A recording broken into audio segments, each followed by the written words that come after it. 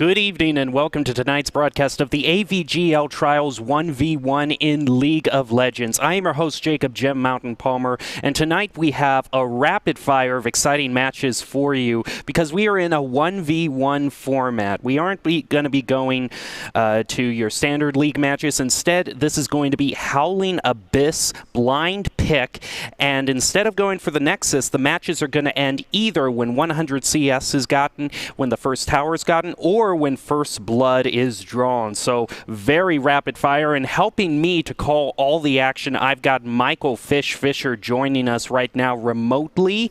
We will get him. Hello there, Fish. It is nice to have you here, as we've had you in a lot of our broadcasts before. And this is going to be a little bit something different. Instead of the standard Summoner's Rift 5v5, this is going to be Howling Abyss 1v1 blind pick. So tell me just a little bit of kind of the differences, because we're not going to be going into the normal pick ban phases. It's more going to be what's kind of the chess match in terms of choosing for a 1v1 instead of the standard draft that we normally see. Well, you kind of talked about it there, the 3 win conditions: 100 CS, first tower, first blood. I know we've done one of these a little earlier on this stream, and 100 CS, nearly impossible to achieve, just way too long. So I think it really comes down to, is your play for first tower or is your play for first blood? If you want to go first tower, you're going to go maybe Demolish, maybe something that can poke towers down like a Nasus, a Wukong, a Tristana. Or if you're going to go for first blood, you're probably going to go an Assassin. We saw a lot of LeBlanc played. Maybe you can even go a Zed, a Fizz, something that can get in and out real quick as soon as you hit level 6. So I think the chess match comes down to, how do these players want to play it? Are they going for first blood? Are they going for first tower? And I think that goes a long way to determining who they pick in the blind pick. Well, the players that we are going to be seeing tonight certainly vary. We are going to be getting right to our first match, which is going to be in the Midwest/West Division, Michigan versus Ohio State. And again, these are 1v1. I've got right here the 2 players are going to be Chube and Dark Pegasus. Chube normally going in the bottom lane row. Dark Pegasus is usually a jungler. So we see the picks coming through here, Fish. And what exactly is standing out to you first in seeing the initial picks here? Well, we see the Lee Sin, definitely one of those champions who can get in at level 6, especially if you land the Sonic Wave, you resonate and kick them away, and then follow it up with the second part of the Q, tons of damage, as the second part of Lee Sin's Q has execute damage, so that's a strategy. And then as we saw right there, a champion I mentioned in the tower push meta would be Tristana. You drop your E on a turret, 4 quick shots, especially with the attack speed steroid on her Q, you could just demolish towers. So I think we are seeing 2 separate strategies, but I have to say, Jim Mountain, you definitely buried the lead on this one. You see those 2 icons right there, Michigan and Ohio State. I'm not sure there's a bigger rivalry in collegiate athletics. I know there's some people who might argue, but this is one of the big ones. They call it the big game for a reason, and they might not play a big game on the green grass this year. So the fact that these 2 schools get to meet to start things off here in our AVGL trials, this is a lot of bragging rights on the line. Since we don't know what fall sports are going to be played, this might be, one of the turning factors in who's the better school, Ohio State, or as the Buckeyes like to call them, the team up north in Michigan. Yeah, a very big rivalry for sure. Unfortunately, it isn't going to be drawn out over a good number of hours in, say, a football game. Instead, we are going to have this relatively short league match here. The only people really to cheer them on right now are all the poros we see down there. Just a little bit more of a background about these 2 players. Chube normally goes in the bottom lane when it comes to the standard matches, favorites being Jhin, Ezreal, and Caitlyn, whereas Dark Pegasus tends to take more of a jungle role, his favorites being Zac, Olaf, and Jarvan the 4th. Yeah, kind of interesting. They actually flipped here. You see Chube on one of the main junglers in League of Legends history, Lee Sin, and then Dark Pegasus on the Tristana, something very interesting. Do you see the Electrocute Lee Sin on Chube? Not something you see very often, but as you mentioned, all you need is first blood, so a couple quick abilities there, definitely managing that passive, the extra attack speed, the extra energy. As Chube goes in, going to land the Resonating Strike. Dark Pegasus is going to jump back in, puts a little bomb above his head, but they should both be able to go away safely. And there are those healing packs that will spawn in the game that someone can definitely take advantage of if you take some poke damage, because right now Lee Sin, you see already having to burn a health potion. He is going to land the Resonating Strike onto Dark Pegasus. There's the healing potion, jumps in on him, dropping him very, very low. The Ignite's going to come out, and it's going to be first blood over to Chube. Dark Pegasus not walking away, and he paid for it. Well, that is your storied Michigan-Ohio State rivalry. Thank you for watching there. That is going to be the very first victory going on there. Fish, did anything stand out for you, or are you just ready to get to the next one? Just sort of a rapid-fire night we have tonight. You know, I was really shocked that Dark Pegasus didn't disengage. He used the Tristana W for extra damage, as it will explode the E automatically, but I would have thought the Tristana player would jump away, flash, try and get some of those health packs, live to fight another day. You have the range advantage. So very interesting to see, as we do see Chube. Looks like he's running it back. Even a double run back here, as some people say, the salty run back for Dark Pegasus, saying, all right, you know what, I lost, but I'm still going to run it back. He's locked in. Chube still weighing his options, but I think he played that perfectly. I would love to see another Lee Sin. Yeah, as these individual matches can be quick, it is a best of 3, best of 5 for the final. So yeah, like you said, Fish, just sort of maybe a little bit of a stubbornness there in trying again, you know, just saying, I'm going to stick with this pick. I picked Tristana for a reason, and I'm going to show that this is going to be a pick of infinite possibilities, as we can also see on the screen right there. Yeah, looks like Chube still making his determination here if he wants to play Lee Sin, maybe playing some mind games, bleeding the clock down. There he goes. Now he locks it in. I'll be curious to see. Was the Hail of Blades on Dark Pegasus? I'm not a big fan of that. If you're going to try and go for a first blood, I would have liked to maybe see press the attack. It lines up perfectly with how her E works. But we'll have to see, as this is Michigan versus Ohio State in the AVGL trials. Chube winning that first match, as you mentioned, Jim Mountain. A best of 3 here in our first round games in the Midwest and West region. And like Fish said, you are watching a very storied rivalry, Michigan versus Ohio State. In the second match, we have Chube pulling off the early victory here, so he is at, I suppose, match point, if you want to say, in a best of 3. And right now, we are going to get right into the action. Fish, if you were playing in terms of Dark Pegasus, was there anything that you saw from Chube that you might be able to exploit as a weakness, even though it was such a quick matchup? Yeah, I would have said disengaging when Chube went all in, grabbing your health packs and sort of punishing him with the Tristana range advantage. But actually, shockingly enough, he switches over to the exhaust. So he clearly is saying, I want to fight when Chube wants to fight Chube. The only change he's making, he is going to pick up the Caulfield's Warhammer and a cloth armor. Last time he had a Phage and 3 health pots. We do see the BF Sword health potion run back for Dark Pegasus. But yeah, I would have liked to see the Tristana disengage. I would have preferred to play Tristana as a tower pusher, use that E to sort of weaken the tower down, but Dark Pegasus not wanting to play that way. But we'll see if he changes up his strategy. But Ignite and Exhaust, don't think he's going to be content just pushing towers. Right now, just a little bit of poking. We see the CS advantage going over to the Tristana. Chube not necessarily going for the minions at all, as we see we're about 90 seconds in. And although people might call that just the beginning, it could be the end here in, say, less than a minute, just due to the way that these matches come up with first blood deciding it. Yeah, the CS number is a little bit deceiving as the Sonic Wave strikes. He's going to go all in, and Dark Pegasus, once again, using the W, trying to pop the explosion on the Chube, will steal his health pack there. And this is where I'd like to see Dark Pegasus disengage, grab his own health packs, and then continue pushing Chube down. CS, he's still a long way from 100. The goal doesn't matter as you cannot back, but there we go. Now he's going to hop onto the turret. This is what I wanted to see from the Tristana, doing a ton of tower damage there, nearly getting it to half-life. Now I'd like to see the disengage from Dark Pegasus. Yeah, it's interesting seeing Chube really not playing any sort of CS game or trying to push the tower. That is all going over to Dark Pegasus right there. Saw Dark Pegasus use a health potion a little bit earlier too. Tower down to half health. 2 minutes, 30 seconds. There comes Chube going in there, but actually Tristana is going to be able to pick up that one, so it is even 1-1 here in this match. Dark Pegasus is going to take this to a third game.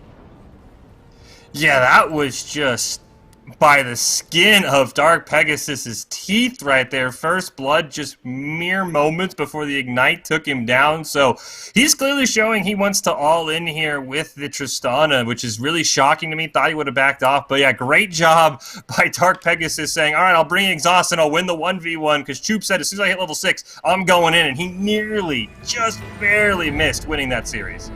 Well, we are going to be going on to the next match here right away. We can see Chube looking like to pick the Lee Sin for the third time here. This might just be, in terms of the blind pick, very predictable for both these players.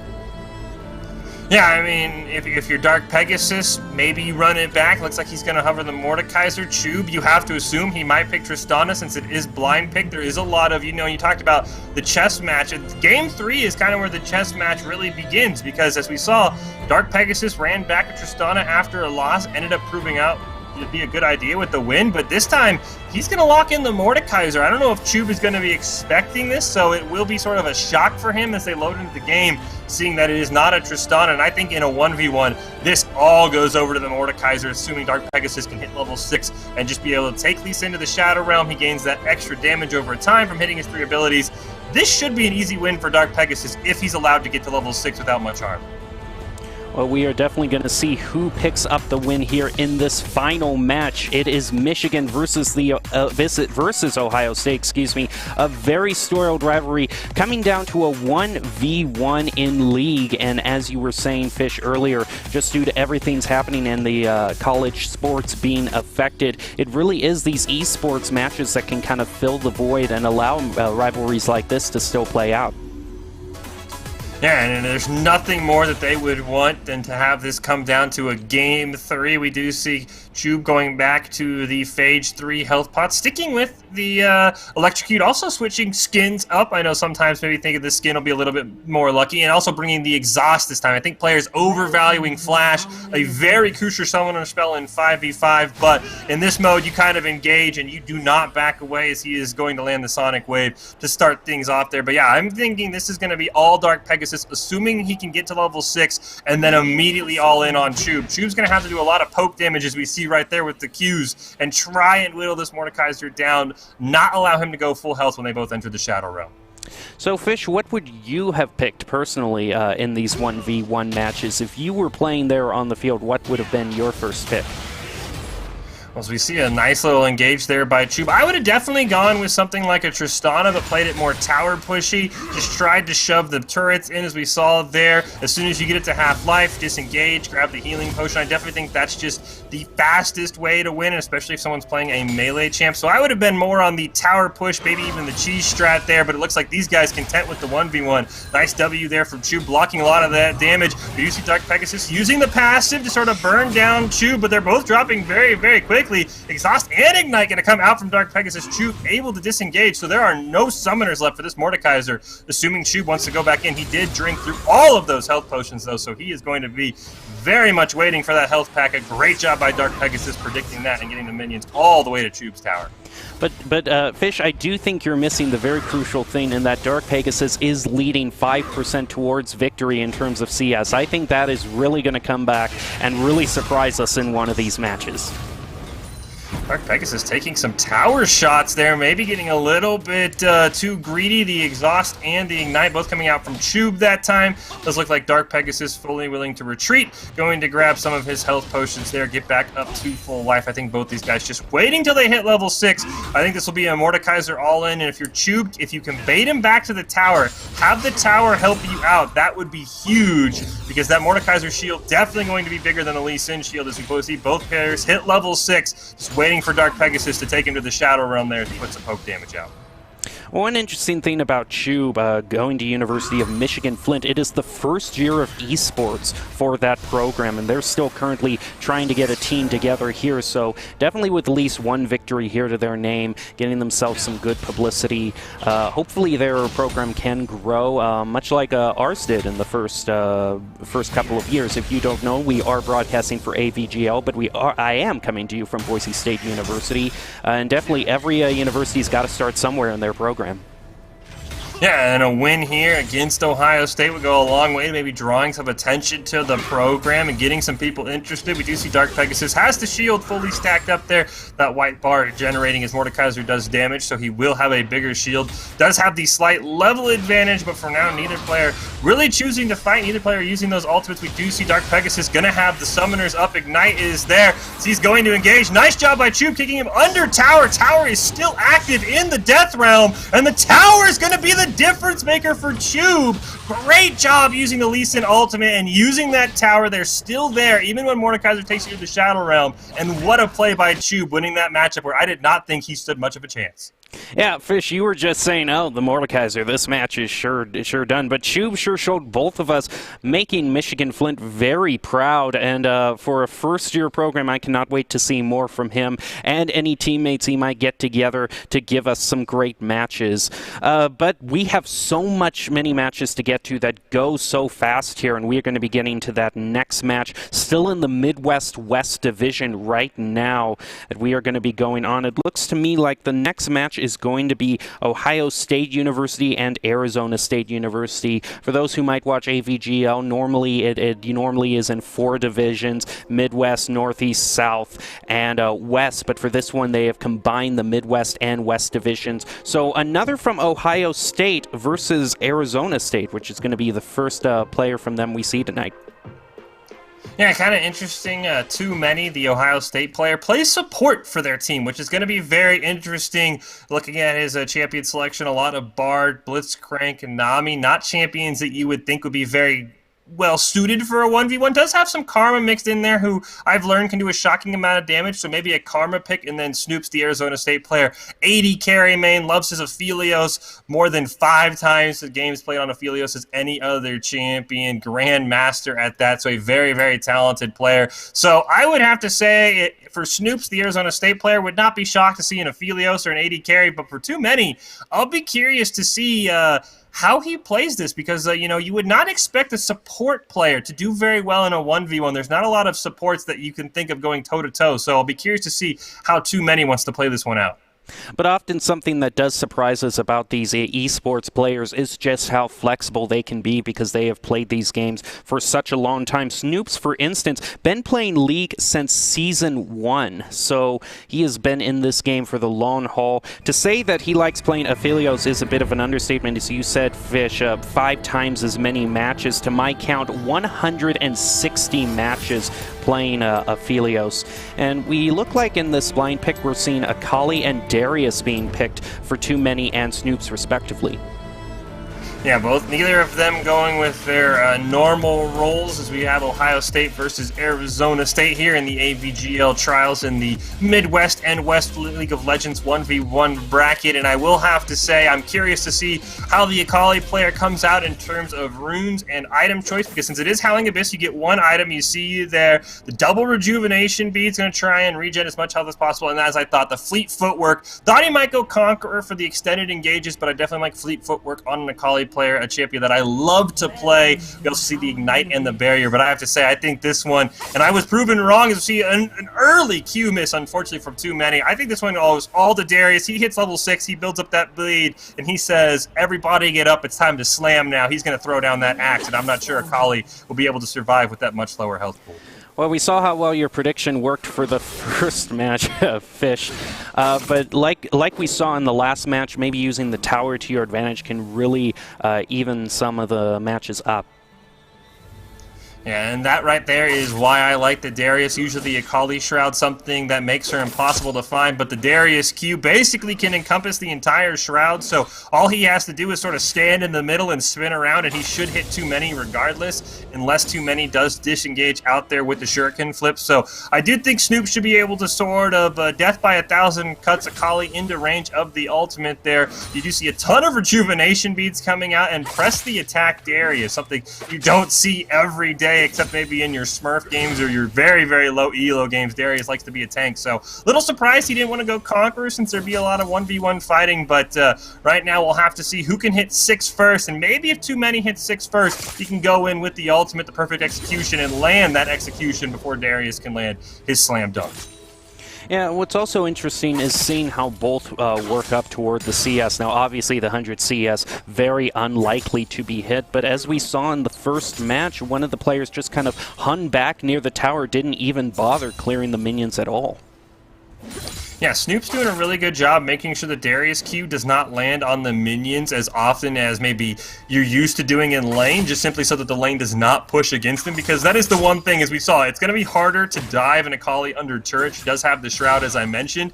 We do see a little bit of chip damage from Snoops there, so making sure that Q does not hit as many minions as possible, allowing the lane to stay in the middle, I think is going to go a long way into this Darius player. As they both hit 6 at the same time, perfect execution going to be committed there by Too Many. We do see press the attack go off. He uses the second part to run right over to the health potion. Really good job playing that by too many. Unfortunately, he is out of his ultimate, and Darius still just kind of waiting, hanging around there. Everyone still has their summoners there, as we do see a little bit of healing going out to Snoops, but he is totally content playing this much slower than the Akali player. And what is the, when thinking about it, Fish, what is necessarily the champion that you would least like to go? Like, again, if you were playing this and you were doing a blind pick, you start walking out onto this middle section here, and who would you least like to see? I think Darius would be one of them just because the ultimate does so much true damage that it can turn a fight around, assuming, and he's going to get 5 stacks of his passive on there very easily simply because it is a 1v1. So Darius, he's been a threat forever as he's going to get a hook under the tower. The Shroud's going to come down. Looks like too many should be able to get away. That bleed just doing a little bit of damage. We'll see if Snoop wants to re-engage. It looks like the bleed drops will fall off. Q is going to miss. So yeah, Darius definitely one of those, but with the low, he is very high mana, so it is sort of a very cat and mouse. You're only going to be able to put a couple combos in, but yeah, I'd still say Darius. He's been hated probably since the time he was released. He's just a very strong champion. There's another hook in there. Good disengage by too many as the Ignite coming out from Snoops. Maybe just to show where Akali is, does get a little bit of that vision while she's in the Shroud. And as you can see via our Twitter update right now, very sorry for all the athletes that have been canceled in the wake of everything going on with COVID. But hopefully in these esports events that we set up, we will be giving them an alternate way to compete. There's a lot of blows being traded right now.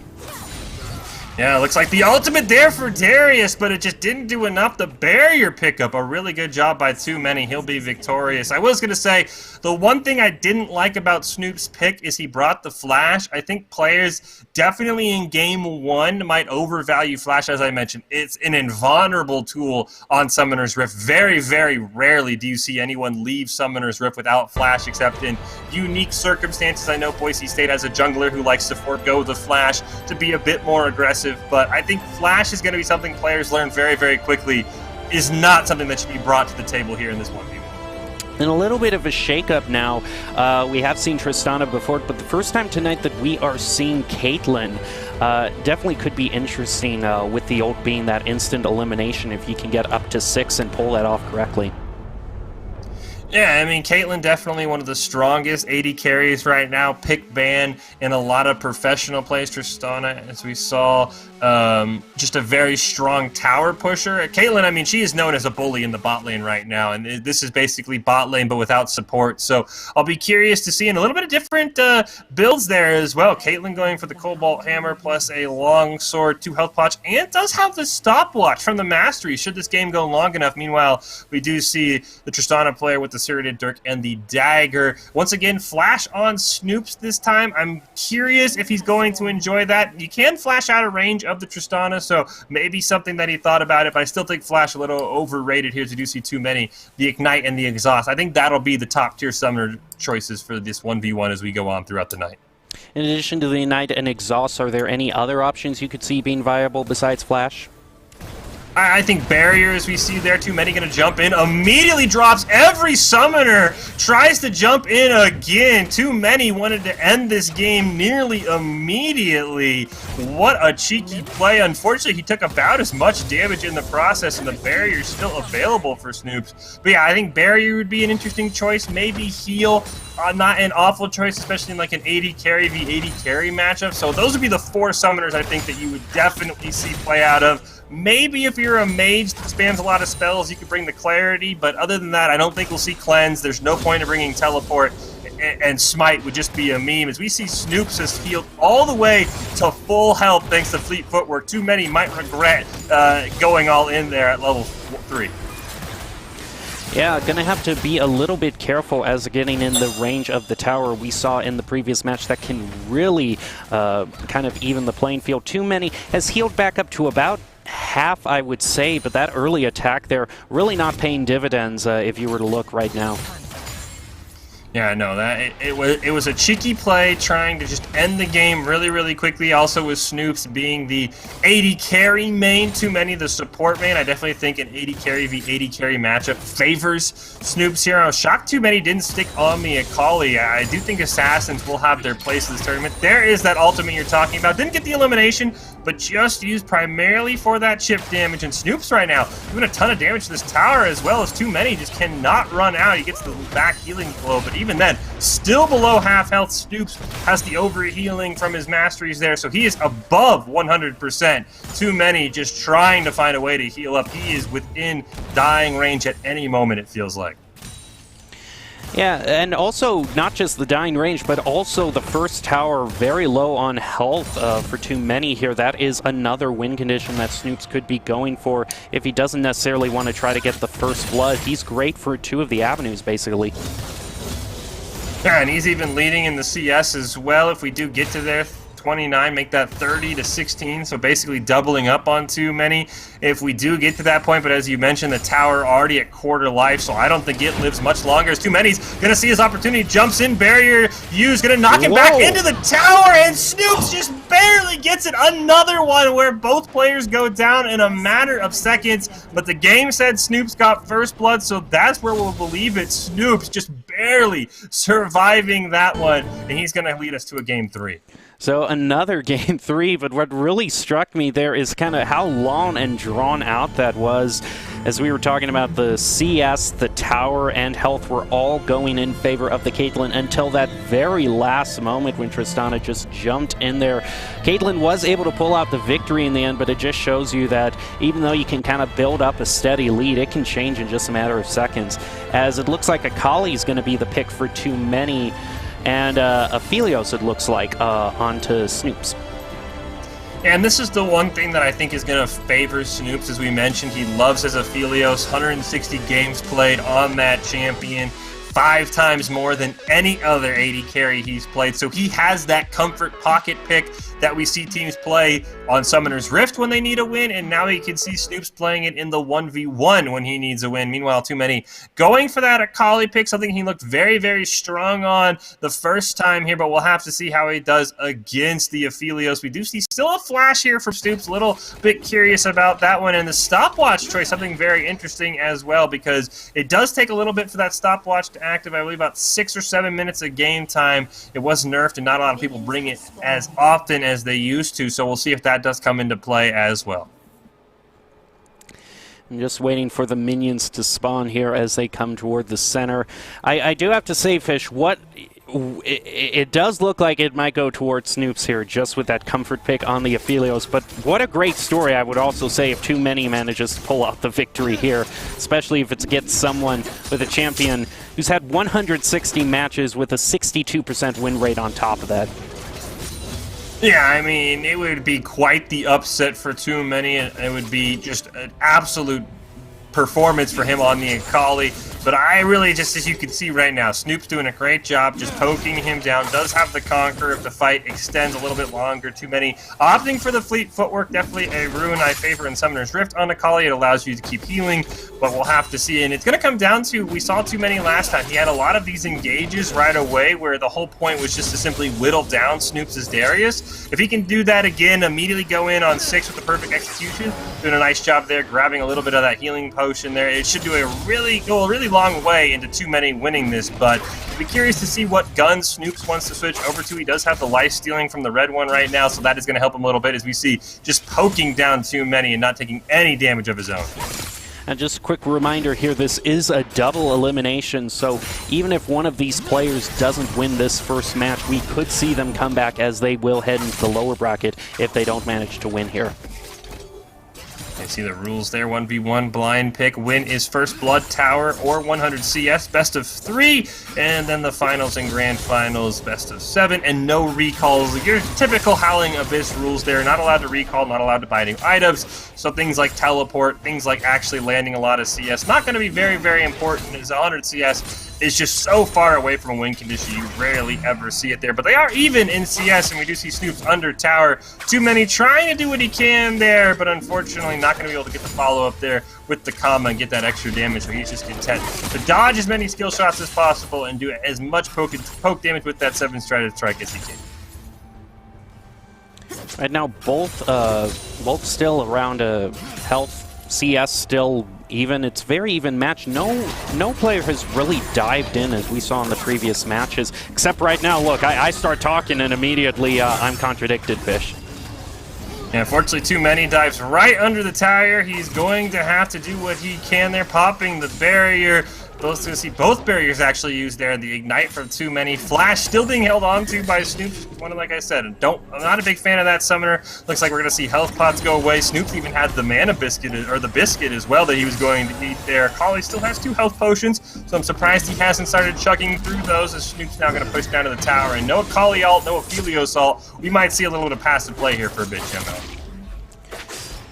A little bit of passive play. It does look like the minions are going to start taking the first couple of shots onto Too Many's tower. Too Many, or himself, is down below health and gets rooted as well.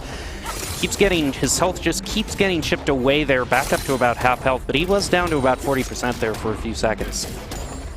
Yeah, he does still have the second healing globe behind him, does still have 1 health potion. We do see Snoops getting another biscuit from his passive. An interesting choice there that I did not think about. Have that extra little bit of regen, gives some mana as well, allows you to keep poking. So I do like that. I'm assuming for Too Many, he's going to want to wait for that Ignite, that barrier to come off cooldown. They should line up almost perfectly, if not a little bit after the perfect execution comes back. So I do think that's what he's waiting for. We do see those Snoops starting to pull ahead. He is a level ahead. I think the difference is this minion wave pushing towards Too Many's tower right now. Once he gets that, the Akali should hit level 9 and things should be all even. This might be for the Akali. Wait until level 11, get that second rank of your ultimate, and then go all in with all of your summoners available, as we do see all 3, the ult and the 2 summoners, coming off cooldown for Akali. This definitely being the longest match that we've seen, over 5 minutes. Waiting to see who's going to be able to pull out the victory, as both these players are 1v1. And I do have to say, Aphelios here almost halfway toward the CS, so if there's any matches where the CS could actually prove to be the deciding factor, it could be this. But Too Many here is going to go on the dive and try to get some good attacks here. Yeah, Too Many trying to get that combo to proc. He will land against the healing goal. Going to dive under tower. Ignite going to be popped. Barrier from both sides. Too Many dropping very, very low. And the Aphelios ultimate going to finish things out there. Too Many diving under tower and pays for it. Snoops going to come from behind there. A mini reverse sweep. And he's going to win in advance in the AVGL 1v1. But definitely using his comfort pick on the Aphelios to pull out the victory here. Now, it isn't over for Too Many. As I said earlier, this is a double elimination, so Too Many is actually going to make his way down into the lower bracket.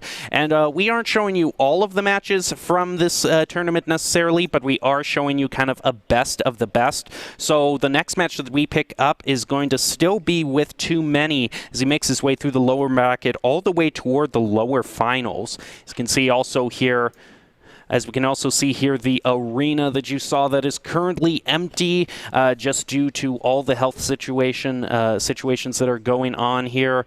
Because of that, I also have Fish joining us remotely. I hope things have been treating you well, Fish, though, as you're coming to us from your place.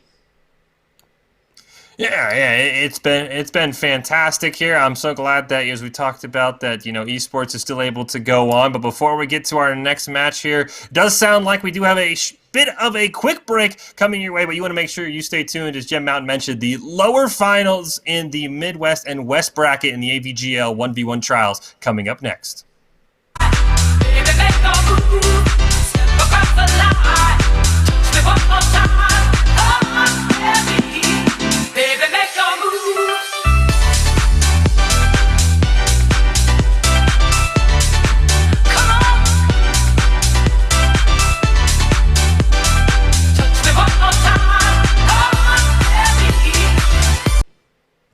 Welcome back to the AVGL Trials 1v1 in League of Legends. I am your host, Gem Mountain, and joining us for the play-by-play casting is going to be Michael Fish Fisher.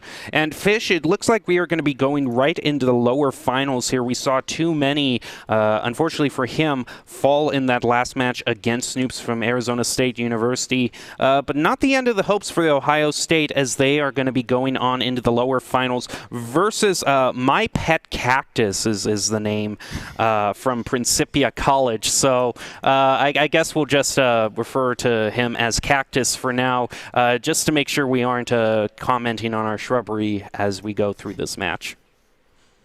Yeah, and Cactus here, a very interesting player. He peaked at Diamond 2, playing a lot of top lane and AD, which he plays for his college. He's also played Overwatch, Hearthstone, League of Legends for the esports team. So a jack of all trades. Used to main Riven, says she's not very good in the meta right now, so he's been reaching out on some new champs, stuff like Aatrox, Fiora, and Sion. So be curious to see. We talked about it in the last match. That comfort pick feels nice to go to in a Game 3. Doesn't sound like Cactus has it between Ohio State and Principia, so I'll be curious to see what he wants to do if we get to a Game 3, if it is that Riven. He does have a really, really good win rate this season on Varus, 72% in 30 games, which even in the low sample size is still quite impressive. So I'll be curious to see what he wants to go for. We just, as you mentioned, Gem, see too many, so we do see the Akali pick up there versus what looks like a Renekton, a very, very strong top laner in the current meta. Yeah, very interesting picks to be sure. It is worth noting that a 72% win rate on the Varus, that is one of the highest win rates that we are going to see tonight from one of our players. I think the only one that was higher that I saw from all the stats tonight was Too Many. Normally being a support player on the Bard, he has a 73% win rate when it comes to that champion. So very interesting situation playing out between Ohio State and Principia in these AVGL Trials 1v1 in League of Legends. We are going to be getting to this match as soon as we can. Again, for a quick recap for those of you who might just be joining us after this break, the victory is chosen if it's first to 100 CS, the first tower is taken, or, as it's often played out, first blood is drawn. We do see Too Many. Definitely the aggressor here. I definitely think the Renekton forgoing the flash. I do like that. So Ignite Barrier on both summoners here. Not surprised it's not press the attack Renekton. Usually that is the meta build because the empowered W does hit 3 times. It also lands a stun, but it will trigger press the attack. So the fact he went for Conqueror there, definitely very interesting. Looks like he's planning for these longer engages, as we've already seen for Too Many. We know his game plan. Rush to 6, all in at level 6 with all of your summoner spells. See if you can get the kill. Unfortunately, Renekton's ult does give him a ton of extra health, so we'll be curious to see if he's able to all in him as soon as he hits level 6. Right now, Cactus taking a little bit of damage as well as Too Many. Nothing but just a little bit of chip damage for both. Yeah, and the other thing that I do think might favor the Renekton is we do see the Ignite immediately coming out. Conquer going to be procced for Cactus there. He's going to use the Barrier Stun going to land onto Too Many. Barrier still held. Now he'll answer with his own Ignite. Too Many still holding onto the barrier. Will disengage there with the Shuriken flip. Akali, an energy-based champion, as Cactus tries to slice in. Dices forwards towards the health blow. Not able to get it just yet. It had not spawned, so a little bit preempted there. Both players should be healed up. The Akali, though, does have the level advantage. But Renekton, a cooldown-based champion, doesn't have to worry about that energy.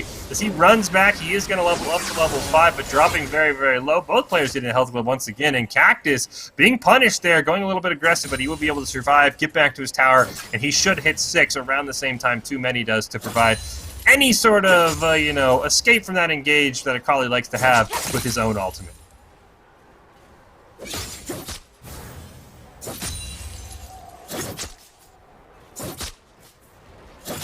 Both players just simply biding their time. I'm almost tempted to just say they're biding their time, since it seems whenever we say that neither one of them is diving, they immediately do that right after that. So that could be coming up here right now. Tower is going to be active, so that's something that Too Many has to have in the back of his mind, because that has come back to bite some players if they aren't careful about those tower shots. And we do see Cactus hitting level 6 now, going to have the Fury of the Sands online, gives Renekton that little bit of AoE damage, gives him the extra health as well, also gives him enough rage to be able to get one of his empowered abilities when that bar turns red. Any of his 3 normal abilities will be empowered as he slices through a minion. Dice is active, there he goes, going to level up first, uses it on the Cole the Meek. Kind of surprised he didn't go for the stun, but now with that level advantage, the Renekton should be able to shove it down. We do see Ignite coming off for both players, so it will be active. Barrier still there for both players as well. Too many never used it. Cactus going to go in. He will get ignited. Rage above 50. There comes the ultimate and the barrier being used. Ignite onto Too Many. He will slice right on top of him. Still has the stun, waiting for the cooldown as the barrier goes off, and we'll see a disengage there by Too Many. Cactus winning that engage, but with the ultimate down, the Akali might have an opportunity here to capitalize on Cactus's unable to increase his health. We do see a slice through some minions, not able to follow up, but Renekton does have the level advantage for now. Too Many only left to clear a few of these minions here underneath the tower. In terms of CS, a little bit ahead, 26%, getting about a quarter of the way there. Fish, are you a betting person at all? Do you think CS is ever going to be used as a win condition here tonight? Yeah, no, I think last time we had these trials, I think it was one time, and even then the player who was behind sort of all in at the last second, because no minions, extra minions spawn for one side. When you're behind, as we see Cactus slice in, gonna land the stun. Cole the Meek still has the dice available, won't use it. So I don't think so, because I think the player that's behind in CS will realize it and all in before 100 CS comes. So no, if I had to bet, Gem, I would say no. I don't think we'll see 100 CS come into play, because as a team player gets to 90, 95, the losing player is just going to say, I got to all in because I cannot win off of CS, as they trade back and forth. Both of them level 9 sure can flip, going to land. Too Many not choosing to re-engage for now, going to use that empowered combo on the minion there, just seeing some energy back as Cactus going to slice dice in. There comes the Shroud. Too Many dropping very, very low. Cactus doesn't quite have the ult up yet. Perfect execution almost online. The Ignite coming online for both players very soon as well. Just a little bit over 5 minutes. Too Many now dives in, going to try to end it for Cactus. Cactus does disengage, does go under tower, so this match is going to go just a little bit longer for him. And Too Many using both casts of the perfect execution. That's getting a little bit of a level advantage, though. They both are around half, though. Cactus does have his ultimate, pops it right away. There is the Shroud. Ignite going to come out from Too Many. Looks like Cactus choosing to simply just disengage there. The minions doing a ton of damage to him, so he will actually have to just fully disengage, go all the way back, grab that healing pack there. He does still have the Ignite and the Barrier available. Barrier, the only thing active for the Akali. Cactus goes in, gets the healing. There is the Ignite. Brock slices through, does have dice available as well. Too Many trying to disengage. Both players popping Barrier. There goes the Shroud, buying him some time. It looks like once again, both players content to just simply disengage here. I do think the Akali has the advantage. The ultimate for Too Many going to be online before Cactus's. That may be where this fight finally comes to an end. Might just be Too Many fighting right here to try to get back into the upper bracket, as these are the lower finals match. Too Many, unfortunately for him, did lose to Snoobs earlier, so this is the last shard of hope that Ohio State does have to keep in this match. However, Principia also looking to go back into the upper bracket themselves, going on to the grand finals for the Midwest and West division. But that is only one division that we do have here tonight. We are going to still have to hear from the Southern divisions and the Northeast division as well. So a lot to go over tonight.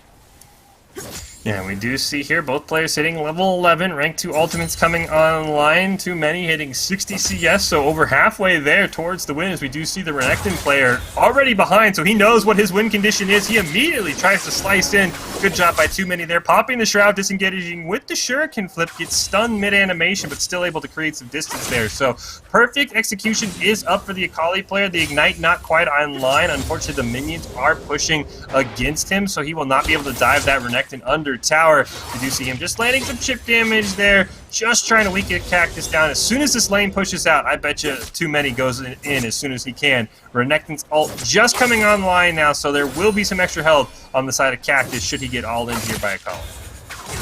This match could be ending right now. Cactus tried to get the dive in there. bit of a disengage now going under tower. As much as I've joked about, it's 72 CS for too many here, so maybe just drawing this out just a little more, we could see a CS victory here if Cactus isn't able to do enough damage. He has been diving in a couple times. He tried there again, but too many, just a little bit too fast for him. We do see some damage going back. Nice use of the Shroud there. There comes the Renekton ult. Perfect execution.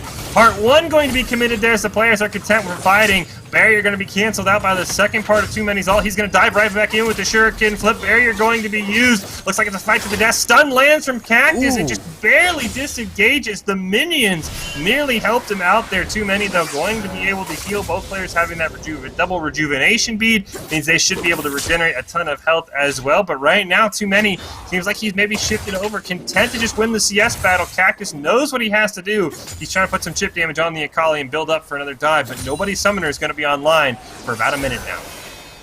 Yeah, and as these minions keep going in here, again, up to 80, so only needs 20 left. Every second that passes puts just a little bit more pressure onto Cactus as these minions continue to get cleared away one by one for Too Many.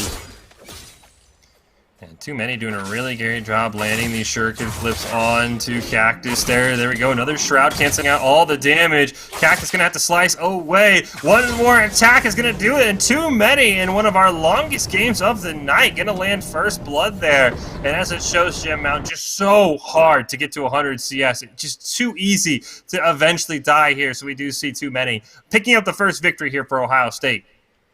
Now, if you're in the position of Cactus, what necessarily do you try in terms of these mind games as we go on into the second blind pick of this match? Is there anything that stands out to you that might be good against Too Many based on how you saw him play in that last match?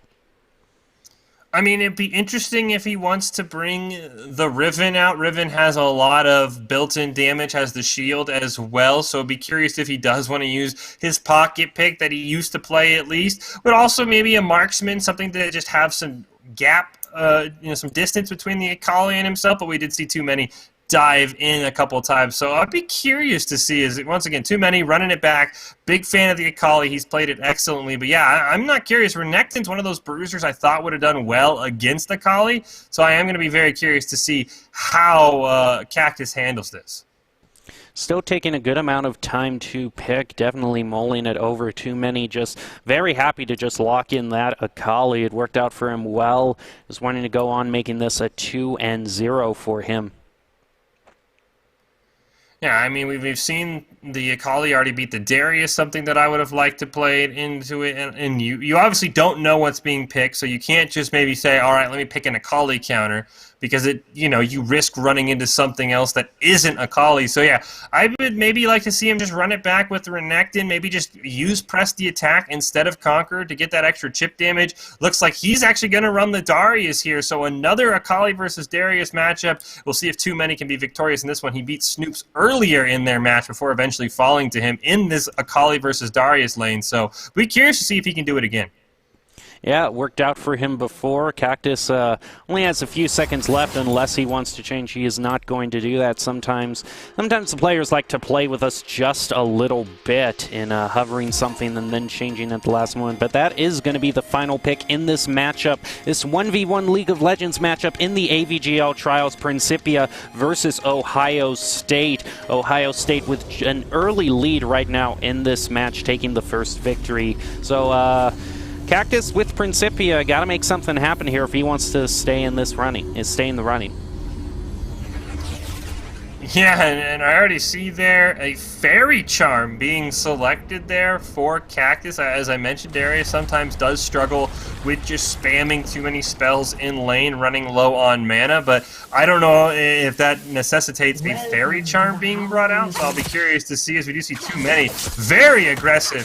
Going to be able to jump away from that Q from the Darius, preventing any healing. Ignite's going to go out onto both sides here. No barrier this time for Cactus. He brought Flash, and he might end up regretting that decision. Too Many might even win this before the minions reach the middle. Cactus going to have to disengage, chugging through all of his health potions already, and we are not even a minute into the game.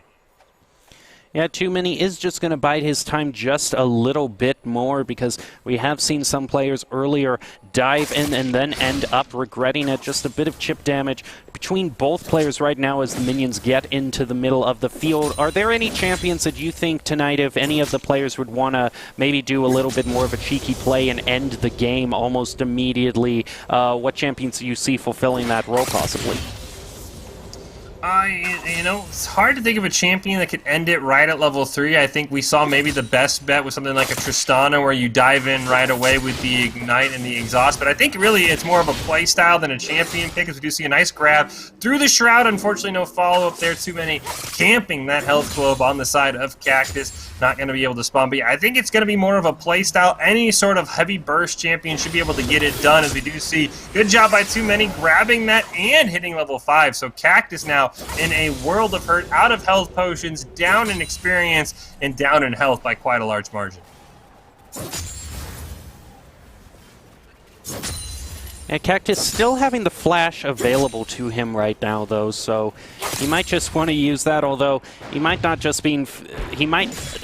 Offense might be the least thing that he's thinking of right now. He does manage to stun Too Many for a little bit of a second here, but Too Many still managing to put such great pressure as the next wave of minions comes on. So both in CS, Too Many has just been leading basically all this match thus far.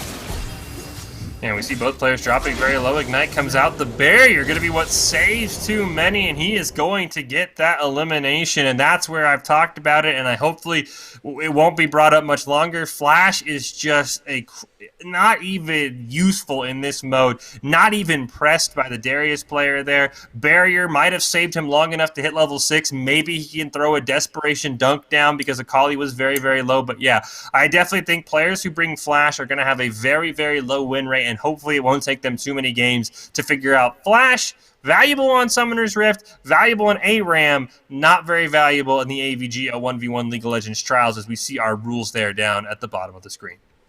We also see our rules and our arena that we are broadcasting from right now. No players quite yet, but we are happy to have all of you online joining us right now for these AVGL matches. We do see Too Many still in these lower finals trying to fight his way back up into the grand finals. We are going to the... And we are actually going to be going into the grand finals. I hear right now, I was left thinking that the lower finals would be a best of 7, but now we are going into the grand finals, which is for sure a best of 7. And Too Many is going up against someone who he has seen before from an earlier match, Snoops, making his way to the grand finals as right now. So a bit of a rematch between Ohio State and Arizona State.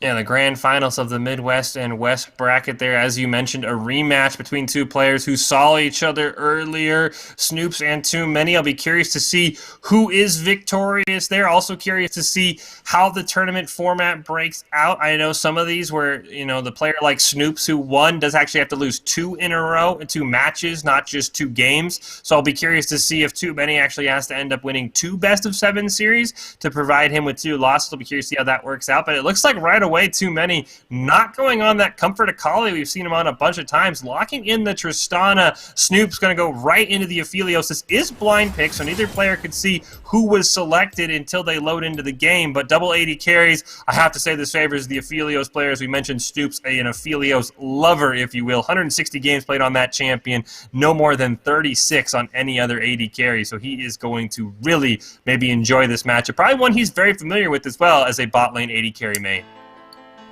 And you are watching the grand finals in terms of the Midwest and West matches in the AVGL 1v1 Rocket League Championship. Right now, both players are going up not just for glory for their universities, but in terms of cash prizes, which are available here.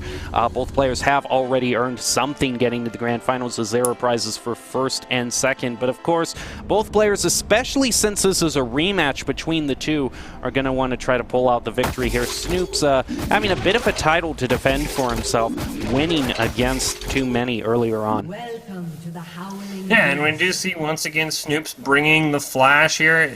I can see it's sort of valuable in this lane matchup because he could technically flash away from the Tristana, but she does have the rocket jump to close the gap. So still not a big fan. Would have liked to see maybe the ignite in the barrier, maybe the exhaust in the barrier. So we'll have to see how that plays out because, like I said, I don't think players who bring flash are going to have the highest win rate in this tournament because it's just a 1v1, and most of the time when you flash away from a 1v1, you're going to be low health, and you can't just back to base, get more health. That's not how we allow it here. It is the ARAM rules, so not a big fan of the flash on Snoops, but we'll have to see. Last time he was victorious in this matchup, as we mentioned. We just see both players biding their time, maybe just poking a little bit toward the minions, both of them getting one in that CS. You can't get out that CS. Once you get to one, I think the match is over right then and there. But Too Many and Snoop still yet to engage on each other. Both these players, having seen each other before, might be respecting each other a little because both of them have one against the other. It came out to the third match last time both these players played against each other. Yeah, they even had one of the games where both players actually died within a few seconds of each other. First blood just was actually handed over to Snoop, so that changed the game as well. It actually would have been a streak victory for Too Many had he gotten that first blood. So definitely a very close played match. The first two games these two players met, so definitely a deserving matchup in the grand finals here of the Midwest and West bracket. I'll be very curious to see how the rest of this series goes. The sniper shot landed by Snoop. Gonna put some extra damage down, and I will say I do like the Aphelios in this matchup because he does just get stronger because he is, instead of getting abilities, he does get the ability to put his things in attack speed, crit, or armor pen. So he is going to be getting passively stronger after every level up. He doesn't have to worry about some of his skills being a lower level. He basically gets pseudo items, so it will be interesting to see how Aphelios plays out in this matchup against another AD carry. It looks like Too Many though right now, going for the pure tower push strategy. Gonna do some damage to all the minions and the tower as well, something I think that Tristana would have been better suited for. We've seen a lot of Tristana players try and fight out. Would have loved to see someone just play this as a pure tower pushing matchup. And right now that looks like what Too Many is just confident in doing. Too Many does manage to level up to 7, gets rooted right after he disengages. Not going to make too much of a difference. Going to go back, pick up a little bit of healing, and then chart his next move. And we do see both players meeting in the mid once again. I do like the biscuit choice for Snoops. That is kind of interesting there. The stopwatch, not sure I'm a huge fan of because after you stopwatch, you're still sort of a sitting duck, so maybe you're just going with his default runes, and we'll be curious to see. I guess you could stopwatch under tower, assuming someone dives you. I do like the flamethrower pick here, going to be able to clear a bit of the minion waves as well, preventing the Tristana player from poking down the tower. So Snoops playing this matchup very perfectly, very even in CS, 29-29 as well. So I'll be curious to see if there is sort of any tower push strategy that Too Many have ended up adapting, or if he'll eventually just succumb to the power of the Aphelios.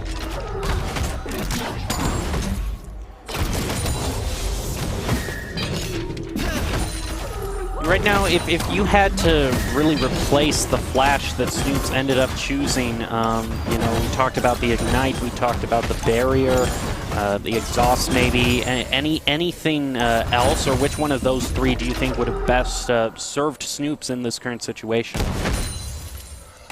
It would be curious. I would guess from what we saw from Too Many, where he sort of dove on Snoops at Tristana, I would have liked to see the ignite. It just gets some extra damage out. I don't think heal's an awful option either, because you just wait for the previous wounds to ignite to fade. You can heal yourself back up. That might be the difference in a fight. But I would have picked ignite just to get that little bit of extra damage. We'll have to see. Maybe if Too Many lives with just a little bit of HP, he'll regret not bringing the ignite. I will say the Aphelios, one of the few AD carries who can somewhat match Tristana in terms of lane pushing. Tristana, of course, gets that little bit of an explosion once a minion dies, so it does sort of help her lane push up even faster, and it's entirely passive. But with the flamethrower that Snoops does have for a little bit longer, you see Too Many going all in right now. Exhaust and ignite going to be used. There's the barrier as well. Right now we see Too Many doing a really good job bullying Snoops just a little bit. We'll take all of his health potions. Biscuit's still available, but no summoners now up for Too Many. We'll see if Snoops can punish that. He just has the flash available right now. Yeah, both players just sort of trading back and forth between each other. Like I said, I do have to say there probably is a little bit of respect between these two players, both just having faced each other, knowing that it can come down to the wire between the both of them. Yeah, we do see that Snoop's now starting to bully down Too Many just a little bit there, taking a ton of damage. Those Aphelios turrets helping poke down just a little bit of Snoop's health. They take some power shots though, so Too Many now starting to be the one running out of HP, and he has gotten both of the health globes on his side. Snoop's playing this like you would expect an 80 carry main do, knowing when to poke, knowing when to CS, as we do see he's starting to pull ahead 60 to 56, and the lanes, as I mentioned, they're going to be the same amount of minions spawning every time, so Snoops, as long as he doesn't miss more than Too Many, he will remain ahead. So yeah, I think this matchup definitely favors the AD carry main, and it's starting to play out as we hit level 11 and level 2 ults come online. Too Many taking a ton of damage. The Aphelios ult still on cooldown though, but Too Many running out of healing options right now. And now putting a bit of damage onto Too Many's tower as well. We do see that sometimes force the hand of one of the players if the tower starts getting below about 30% health. They might just try to dive in and change the match around at that point. Yeah, that is the one thing with the 100 CS in the first tower that really sort of leads First Blood to being the popular pick there. Snoop's going to put some damage on. Looks like it's a full engage. Too Many trying to do what he can. Barrier going to be popped. Using the rocket jump. Ignite going to come out. It's not going to matter. Snoop's going to pick up First Blood. There's the stopwatch for style points, but he's going to win game one. And I still have to say, even with all that, the Flash still on cooldown. That just feels like a wasted summoner spell. If he runs back the Aphelios, I'd like to see him change that up in the future. Well, Arizona State is off to a good start. But unlike the previous matches, it is a best-of-7 instead of a best-of-3, so we still have a long way to go for these grand finals, especially for how long that first match got between these two players. We really haven't seen any of those cheeky plays trying to end it right off the bat.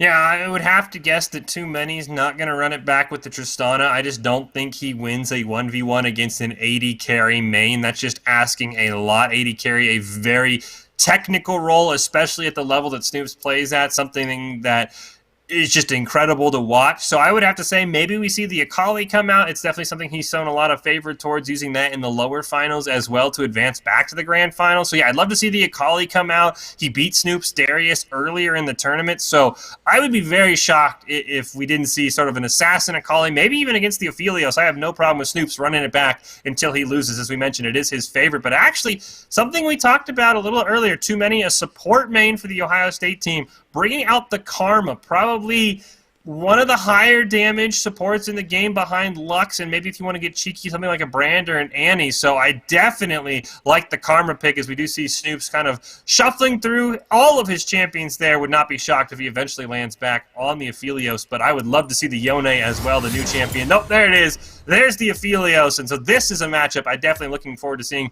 two players on two of their more favorite champions that they're both definitely familiar with. Yeah, I was going to ask you earlier, Fish, do you think we will see any of the new champion Yone tonight?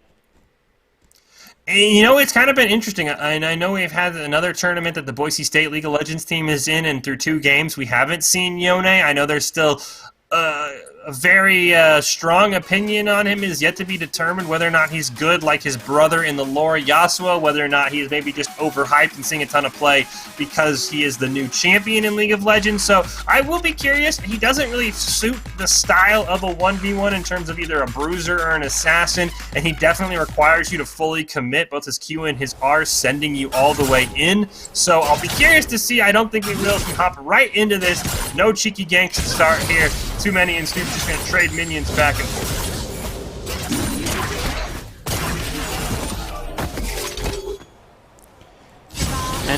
And although you do not see it in terms of the leaderboard there, Arizona State still is ahead in the first match, as Snoops was able to win against Too Many.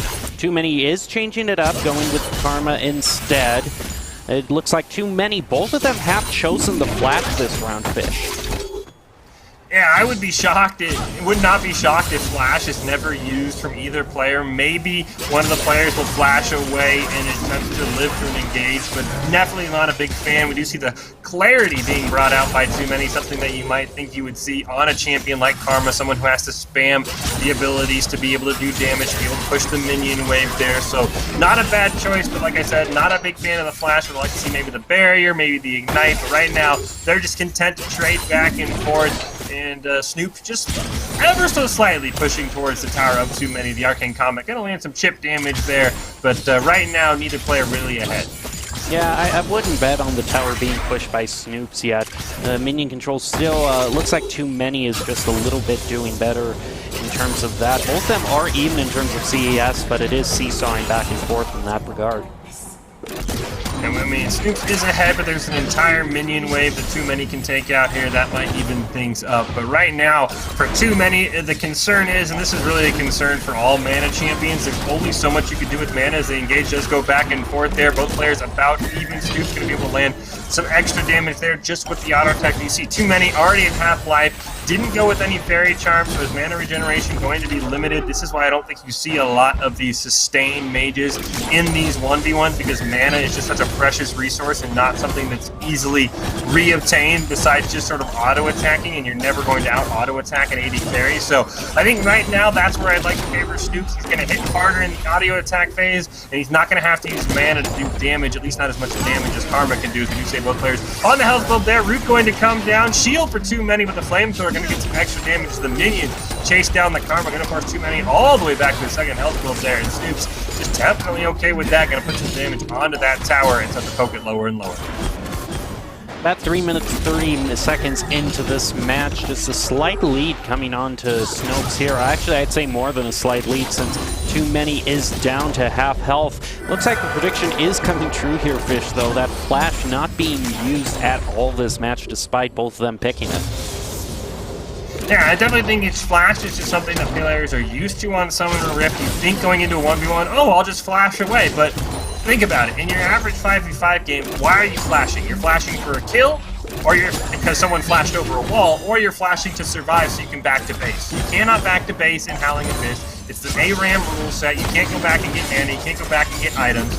And there's no walls to flash over. It's Howling Abyss. It's a straight line. So I think it's one of those things that players sometimes outsmart themselves, and they think they're going to use it when they're really not, as we do see the leash not going to quite land there. The root, though, will land. Snoop's going to do some extra damage there onto too many, forcing him all the way back to his turret, dropping him very low. The flash almost managed to dodge the ult, but it does not matter. Snoop still lands the auto attack. So flash was used, Gem Mountain, but as too many died. So I'll still say that I was right. Flash not really having an impact in that game.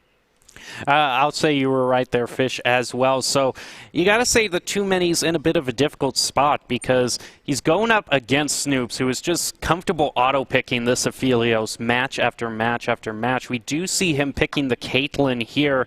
Is there anything you do to just kind of push Snoops off of his comfort pick, because it's working out so well for him?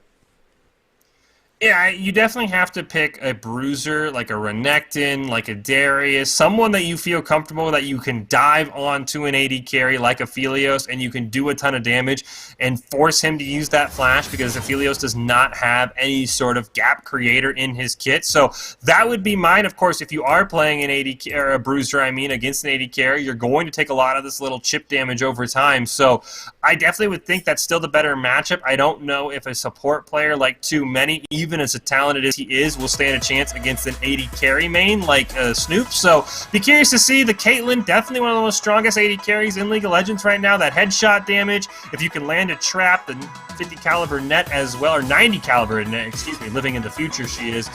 Those can be huge for the headshot damage, but I still think Aphelios, he's going to know how to play this matchup. It's something he probably plays a lot with Caitlyn's current state in the meta, so I would not be shocked if Snoops is victorious in this one as well. Welcome to the Yeah, it might just be a thing of Snoops has been playing this game for so long, been playing this champion for so long. You just get so many matches into it that it almost just kind of becomes second nature to you. Really paying dividends for him, as he is finding himself with 2 victories in this match thus far. Too many still to get on the board. Yeah, I mean, I'm just looking at Snoop's stats right now. He's a Grandmaster AD carry main this season, playing that Aphelios. He's been Diamond for several seasons before that, all of them in the AD carry role. So you know he knows every single AD carry matchup inside and out. He knows how to exploit the weaknesses of all of these champions. And as I mentioned, Caitlyn, something that's picked a ton right now in the current meta. Usually picked fan in a lot of games from high Diamond to Silver to the LCS. So definitely a matchup he should know very, very well. And the Grasp the Undying picked up there from Too Many. Not something you usually see, but I do like the extra healing in this matchup because it is a 1v1. Still not a fan of either player bringing Flash. Would have liked to see the exhaust barrier from both sides, but we'll have to see if the Flash can pay any dividends this game after not really working out last game for either side. Now, Fish, I do have to ask your opinion just in terms of a side thing, in terms of the skin game that's going to be played today. Who do you think has really impressed you the most in just choosing the best cosmetics? Well, I know Aphelios is one of the newer champions. There's going to be a ton of damage coming out there. Sniper shot going to land. Going to have the 90 caliber net away. Does land the headshot damage, so a little bit of poke. Aphelios not going to have many skin options as a newer champion. Caitlyn has a bevy of them, and I will say that is not my favorite Caitlyn skin being picked there by Too Many. So I would have to side with Snoops there simply because I think there are better Caitlyn skins, but everyone has their own favorite. So, you know, I won't judge too much. If you've got a skin, I respect it. Hey, if you play well without a skin, that's even more mad respect. He's just not a champion you play a lot, and we saw Too Many do that a couple times on the Akali. So, mad respect to anyone, no matter what they're using. Too Many just really struggling against Snoops here, taking more and more damage, having to heal up, trying to disengage. Actually is going to go back towards the center. Is even health with Snoops right now. Doesn't quite get actually does get the ultimate hit there, putting Snoops at a disadvantage, but I really wouldn't count Snoops out at all just because I really haven't seen him in Crisis that much in terms of this. Actually just very low on health right now, but is going to be able to walk back and regain some, but almost was, the first blood almost came through there. Yeah, and I mean, we did see the flash finally actually pay off. Too Many was able to flash over the Caitlyn ult, so that was something that was, or the flash away from the Aphelios ult, excuse me there. It does look like might have a little bit of a technical issue in the game. It is Ohio State versus Arizona State in the AVGL trials. We are in the grand finals of the Midwest and West region. We have Snoops, the Arizona State player, right now leading this 2-0 in the best of 7. Hopefully able to get back into the game as soon as possible. But yeah, we saw the flash finally pay off, Gem, so I guess I'm eating my words. But the Caitlyn player, as we saw before we had to take that break, very, very low on mana, so I'll have to see if that has any sort of impact on the game. So it looks up like one of the players just having a little bit of a trouble with their PC there, as we can see. I wouldn't be surprised to see if at this point the match just went to Snoops, just in terms of how much he was dominating. So we will be waiting for that to be worked out right now. Those are the grand finals, though, in these AVGL League of Legends trials, 1v1 best of 7. And Fish, were there any just extra thoughts overall between the grand finals between those two that really comes to your mind right now? You know, I thought Too Many actually did a really good job on the Caitlyn in that game before one of the players disconnected. I thought he was doing a really good job. The ace in the hole, guaranteed to land on your target. No one able to block it. The minions not able to, no matter how hard they do try. So I liked how he was playing it. I do think with the fact that he was running out of mana was definitely going to start leaning that matchup towards the Aphelios. But I definitely liked how he played that. I would not be shocked if they do both run it back on those champions if he had if he had an easier time than he's had, but I still don't think it's what he needs to secure a victory. As you mentioned, I think Snoops would have eventually came out ahead, just not having to use as much mana for things like the Snap Trap, things like the 90 caliber net, even the Piltover Peacemaker, just to try and clear waves. Caitlyn, a very mana-hungry champion when you're trying to poke things down, so I don't think Caitlyn was the right choice, but it was definitely the best we've seen so far in these grand finals from Too Many. And we are actually going to be going into our next match, it looks like. It is going to be James Madison versus Stony Brook in these next matches of these AVGL trials. Just as an information, it does look like Snoops won that grand matchup, so congratulations to him and Arizona State as well. Just some technical difficulties getting in the way of that playback. But I do want to say right now, it is very interesting, these two matchups right now, which is going to be Team Luke versus Lizard on Stony Brook. Lizard is a top lane player, mains being Renekton and Mordekaiser, 170 matches on the Renekton, whereas Team Luke being a main on the Ezreal with 221 matches this past season. So both players definitely having their comfort picks, and it looks like Lizard is just going to go right on to really what has defined him. It really isn't even close with how much he's played Renekton versus the other champs. It's just basically been all Renekton for him this season. Yeah, I mean, I had to smirk a little bit that he was, his name's Lizard. He's playing Renekton, the Wizard Lizard, as I like to call him there, as it is James Madison versus Stony Brook. Lizard on the side of Stony Brook, Team Luke on the side of James Madison. And something interesting to note, Team Luke actually created the James Madison team with his D1 friend who is a Katarina one-trick, and they made the playoffs in their first season last year. So big shout out to Team Luke, not only helping to create the team, but be able to lead them to the playoffs. I would have loved to have seen how a Katarina one-trick would do, as we've seen from time to time. One-tricks banned out in the collegiate level because it is a team game. We do have scouting available, so kind of interesting that even with a Cat one-trick, James Madison able to make the finals. See if Team Luke could do that right now as the players just sort of messing around here a little bit. No damage coming out as they'll retreat and allow the minion waves to meet in the middle here.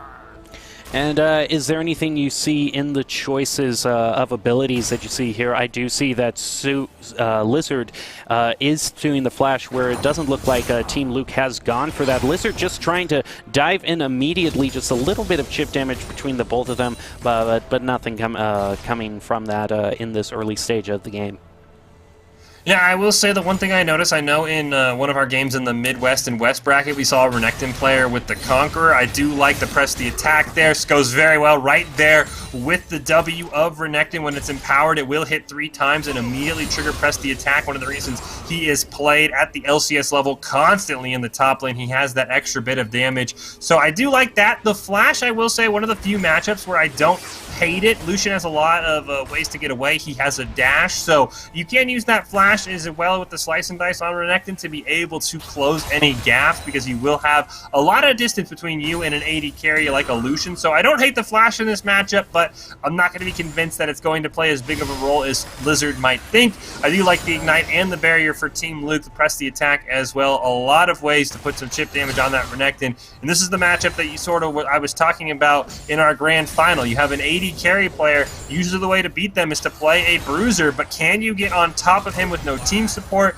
no jungle bushes or anything like that you usually see on Summoner's Rift to be able to sneak up? So we'll be curious to see how Lizard plans on closing gaps. Slice and Dice goes in, Cole the Meek lands, both players level 6. Here comes the calling, recently changed, added a couple bullets to his clip when he fires it, and now we see the one issue, out of mana. There's the flash, there is the Renekton ult, barrier going to be used, Ignite coming down from Lizard, trying to finish it out, but he already used the flash, and Team Luke just barely escaping every single summoner spell in the game, committed right there, and neither player has much to show for it.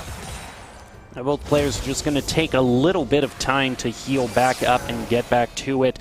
We don't necessarily see the items that have been chosen, but judging on both what players have picked, is there anything that you would recommend in terms of that? You know, the Cobalt Hammer, the ARAM unique item, gives some help, some AD, and some lifesteal. Probably something both players brought out there. Maybe some rejuvenation beads. Just, you know, the standard that we've seen throughout the day today. I don't think there's much reason to change it. Maybe a BF sword on the side of Team Luke if he wants to do some extra damage. I know we saw some Tristanas bringing that out earlier, but I think the lifestealing from the Cobalt Hammer just something that is just too valuable to pass up right now. So I think it's just standard items. Nothing I'd be too shocked in between the two sides. We do see Team Luke able to get that level up to level 8, so a bit ahead, but that minion wave that we see pushing towards Lizard going to be the difference right now. Smartly grabbing that health pack. He will pay for a little bit. Slices in, lands the stun, unfortunately. Good job by Team Luke dashing away, so no follow-up with the dice. He will have to just run off, but I do think Lizard playing this matchup perfectly. Lucian having to manage his mana very, very efficiently could be the difference here. I would not be surprised when Lizard gets his ultimate back up. He goes all in right there. Another stun lands. This time he follows it up, drops the full combo. We'll just have to sort of retreat there, not wanting to face off against Luke and those auto attacks, but just buying his time. We see the Ignite nearly online, the ultimate for Renekton online, Barrier and Ignite and Culling all going to be online for Lucian, though. The only thing is Culling's going to cost mana, so he's got to be very, very careful what spells he uses. Renekton, of course, a cooldown-based champion, just has to wait for those cooldowns to come up, and he can do whatever he wants. Unfortunately, we can't see the CS either for each champion too, although I doubt that would really come much into the play here. But neither tower has really been used on. We've seen in previous, like if the Tristana is used, you can use that tower pressure to kind of force the other player into a corner here. But that's not really coming into a factor this match thus far. Yeah, and right now it's going to be just so hard for the Renekton to push on the tower. Lucian has the ability to hit multiple minions at one time. Looks like Lizard wanted to land the stun, not quite able to. Good job by Lucian creating that gap. The level advantage just on the side of Lizard, but the health advantage right now siding just over to Lucian, doing a great job managing his mana. As we do see Lizard looks like he's going to retreat, does have that first healing globe available. Going to grab that, gain some extra health, go right back into that bush with all of that rage, see if he can land a big sub, or big stun, I should say, as I see. Thank you for subbing there in the chat. They're gonna land that big stun onto Team Luke. Hey, maybe he'll even sub. Right now, taking 2 shots from the tower actually is going to put him down to health, and that might just be the thing that does it for him here. He is just hanging on by a thread, and First Blood is going to be able to pull it out for James Madison in the end. That tower really costing him. Yeah, those 2 tower shots probably changed the whole game. You have to be very careful on the Renekton not to dive in. I know you want to make plays, and it is sort of hard, as we saw the Team Luke able to dash away a couple times after being stunned. But yeah, those tower shots making all the difference. We saw him pop the ultimate, try and do what he could. Unfortunately, not going to land it. So great job, Team Luke and James Madison winning that one. But we've seen a couple reverse sweeps here, so nothing too crazy. But as we mentioned, that was a pocket pick for Lizard. His favorite by far. He loves that Renekton. Probably maybe the inspiration for his name. So I'll have to be curious if he wants to run it back or if he's going to try and change things up here. Yeah, we just are waiting here for the blind pick to come through. Both players just waiting, so I don't know if it really will be an instant pick like we saw earlier with the Aphelios on Snoops. It does look like Lucian is going to be picked up again by Team Luke. Question is, does Lizard choose the Renekton again, or if he is going to go for another champ? Do you have any suggestions, Fish? As you mentioned, the Mordekaiser is something he plays. Gnar, a very interesting champion as well, because Mega Gnar can proc at any time, does give you that extra health bonus, so maybe something like that. Does look like Team Luke may be changing a little bit here, now hovering over the Lee Sin, something that we saw Snoops, one of our players earlier, play very, very effectively. Excuse me, that was Chube who played that in the first matchup of the day. So it'd be curious to see. Definitely something that can maybe go a bit more toe-to-toe with Renekton, but we still see Lizard waiting to lock in there. It is blind pick, so it's not like he gains any information by waiting. Lee Sin, now the pick in there for Team Luke, and there it is, the run back from Lizard, the Renekton. So this is definitely a matchup he probably is happier to see. Lee Sin, not as many ways to create a gap as Lucian, and definitely has to fight toe-to-toe as we are in the AVGL 1v1 trials here. James Madison and Stony Brook here meeting in our northeast bracket. Team Luke and James Madison up 1-0 in this best of 3. It is interesting that we don't have a lot of info from Lizard right now. We have some good info, but in terms of Stony Brook University, it isn't the only competitor that they have in this tournament, as we will see in probably the next match. But we do see both the universities being well represented in terms of multiple players being involved from multiple teams. In terms of the Summoner's spell there, though, it looks like Lizard still has the Flash available to him. It is interesting because you do see matches, Fish, in terms of, you know, them not being it not being used for the whole match, but then there are those very niche situations in which a Flash is useful. Yeah, and we do see the Executioner's calling on Lizard, something that I think is very, very interesting, as we see a ton of damage going out to him. Lee Sin very, very early, or very, very strong in the early game. His issue right now is 5v5. He sometimes falls off in the late game, meaning even if you get ahead on Lee Sin, you can't end it. But that doesn't matter. His Exhaust and Ignite, there's the Flash. The counter Ignite going to come out. Come on, every Lee Sin player knows you have to take that Q. He's not going to do it. He'll pay for it. A little bit of chip damage coming out from Lizard there, but still, very interesting. He went for the Executioner's calling, a weaker item overall. Maybe he thought it would be Conqueror Lee Sin, but it's actually the Footwork Lee Sin. So already sort of countering out that Executioner's calling. I'll be very curious to see if Lizard ends up regretting that item choice. He's going to go right in, lands the stun and the press the attack, going to dice away there in the slice and dice, and just doing a ton of chip damage right now onto Team Luke. Yeah, Team Luke going to go back, pick up that health, just try to draw this out a little bit longer. It is interesting because it could be Lizard's match to lose in terms of his execution here, because what really did it was him jumping under the tower and taking both those shots in the last round. So I have to wonder if that does play into his mental state here, if he's just going to be a little bit more cautious when it comes to that. You can see him just walking right away from that tower back to his side. Yeah, I mean, it is going to be a little bit easier this time for Lizard to not get forced to dive under tower, because it is a melee champion in the Lee Sin. He will have the ultimate to sort of kick him back under tower, a play that we actually saw earlier in the day, used to win a matchup that I didn't think the Lee Sin had a chance in. As we see right there, tower actually might make the difference. Is Lizard going to be forced to pop the ultimate? Going to get the healing there from the Cold of the Week, but it might not matter, just dropping very low. And a good job there by Team Luke and Lee Sin. The second time today as James Madison wins that first matchup. The second time we've seen, Gem, a Lee Sin player use the ultimate to kick someone under turret range, and that tower shot proving to be the difference maker in that game.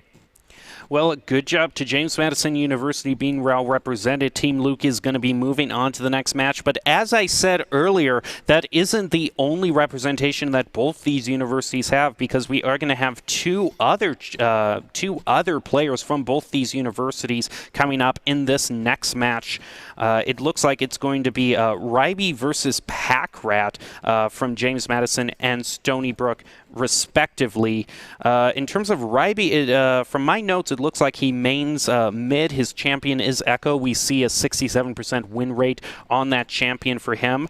But in terms of a favorite, I got to say Packrat probably takes it for tonight, because this Northeast match here, Packrat mains Thresh, and that's a bit of an understatement because he has 310 games on Thresh for this season. So I don't know if we'd necessarily see Thresh in this 1v1, but I thought it was something interesting to bring up because that is by far the most played champion that we do see here tonight from a player.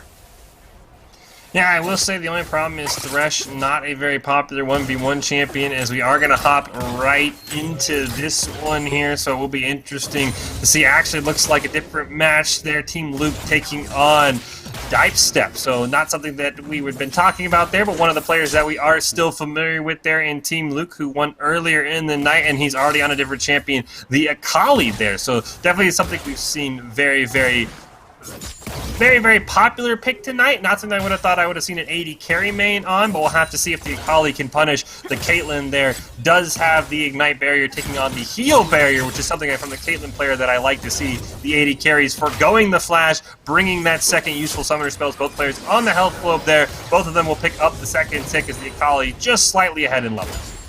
And in terms of Dipestep there, according to him, his favorite champions are Fizz, Amumu, and Jaina. What's interesting about Tri-OS is that there isn't necessarily a club or a team for his university. He is just kind of representing it himself. He started playing League when Sona came out, and he does have his own Twitch stream, so just wanted us to know, and probably anyone else watching to know that. Right now, he's taking a good bit of damage, though. Yeah, right now this is setting up 100% for Team Luke to dive fully on top of the Caitlyn as soon as he hits level 6, as we see right there. Good job using the 90 caliber net to go back and get away from that, so good job there by the Caitlyn player. The barrier preemptively used by Team Luke, so I guess he maybe thought that shuriken toss was going to immediately land and he was going to follow it up. I would like to see the Caitlyn player maybe use the heal, as that's exactly why the Ignite being used. Perfect execution part 1 doesn't even need part 2. Good job there by Team Luke, able to get that, and that's why I was saying should have healed there before the engage happened, because the Ignite going to cancel out a ton of the healing, and Team Luke going to be victorious in this matchup. Yeah, going to be victorious in terms of that match. Really just going through this bracket as if it was nothing. That's going to be the first match advantage towards him. Seeing just how quick he was on that Akali, what's the counter pick in terms of what Dipestep chooses for this next match? Definitely a bruiser, maybe something like Renekton should be able to do well against the Akali. We've seen Darius struggle a little bit more than I anticipated, but I think definitely a Renekton. You've got to go with something that does not have a secondary resource, because energy is going to regenerate much faster than mana, so it's going to be a lot harder for you to have a mana champion against an Akali in this. So definitely something like a Renekton. The rage sort of builds up over time. You don't have to wait for your rage to regenerate. So anything with either rage or maybe a cooldown-based champion like a Riven, something like that, I think is going to be what you want to play against an Akali, because a mana champion, you'll just run and the Akali will just say, all right, you know what, I can jump all in with my energy. But it looks like right now Team Luke forgoing that entirely, going with the Ezreal, one of his favorites, as he is an 80 carry player for James Madison. Yeah, Ezreal we haven't seen tonight. This, I believe, is the first match that we're seeing him. And we'll have to see if Ezreal's picked. It's still being hovered for now. Definitely one of those champions, though, that would fall into the mana issue. As any player knows, Ezreal's going to love to get his Tear of the Goddess, love to get his Sheen, and be able to sort of build those up. I'm guessing Team Luke is going to start with the Sheen, be able to have that extra sort of poke damage on his Q that does proc on hit effects. Going to have to forgo the Tear of the Goddess, of course, because there is no backing. You're not going to get that multiple items. Get those 2-item power spike on Ezreal. So I'll be curious to see what Dipestep wants to pick into. I think the Caitlyn wouldn't be an awful pick here, but that's the one thing, as we talked about, you don't know what the opponent is picking. This is blind pick, so you can't just say, all right, maybe I'm going to counter the Akali, and then you get run into by an Ezreal. So it does look like he is going to go with the Caitlyn hover. So good job by him, maybe predicting a swap, maybe feeling a bit more confident if it was the Akali. So I do like Dipestep's chances here as he locks in the 80 carry versus 80 carry showdown. And you are watching James Madison University versus Tri-OS in these AVGL League of Legends Trials 1v1 on Howling Abyss. Fish, I want to just pop kind of a different question to you. We've been talking so much tonight about the best picks you can do. I'm going to change it around. What would probably be the worst pick in your mind? Like the absolute worst to pick right now in terms of Howling Abyss 1v1? Oh, that's an interesting one. I definitely think something like a Nasus, though he does have the ability to queue the turrets. I don't think that would be a great pick, because you're not going to be able to stack very easily. You're going to get punished for stacking. Something like a Soraka would also be kind of awful, because you can't actually heal yourself anymore. You can only heal other people, and then you're able to heal when your Q lands and is able to sort of channel back to you, excuse me. So I definitely think like a Soraka or a Nasus would be two of my picks where I'd say, yeah, you really don't stand much of a chance in winning on these matchups. Well, what you might think of criticism, another might take as a challenge, as we see the items now come out on the readout. Anything standing out to you, Fish? A little bit shocked that Team Luke did not want to go with the Sheen on the Ezreal, but the Cobalt Warhammer just so powerful as an early item, so gold efficient on this Howling Abyss that I do understand why he went for that. Also putting a ton of damage onto the side of Caitlyn. The flash on Ezreal, something that I really don't agree with. He has a flash built into his kit. As we see a ton of damage coming out, the Ignite and the barrier, he's going to flash for first blood. Ooh. Heal being used. Dive Step just barely staying alive. He is going to be able to get that healing from his second health potion when it comes off cooldown, running the Potion Mastery there that puts potions on cooldown, but does provide a little bit more upfront healing when you first use them. But that flash nearly paying dividends as I'm in the middle of just trashing it, but unfortunately not going to be able to land, so I'll still stand that flash. Probably not the best choice there on the Ezreal. It's sort of a rite of passage as an announcer, Fish, for you to make one statement and then immediately be proven wrong the next few seconds. So join the club, I suppose I would say. But you can also keep your opinion on the usefulness of Flash right now.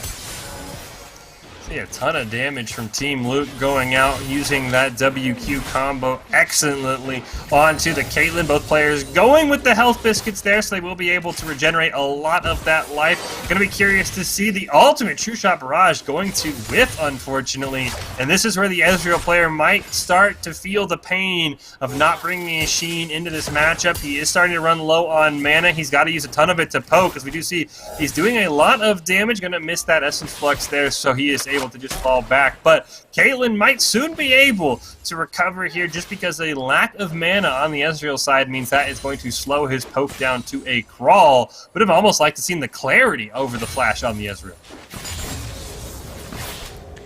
Well, Ezreal still definitely ahead when it comes to CS, though.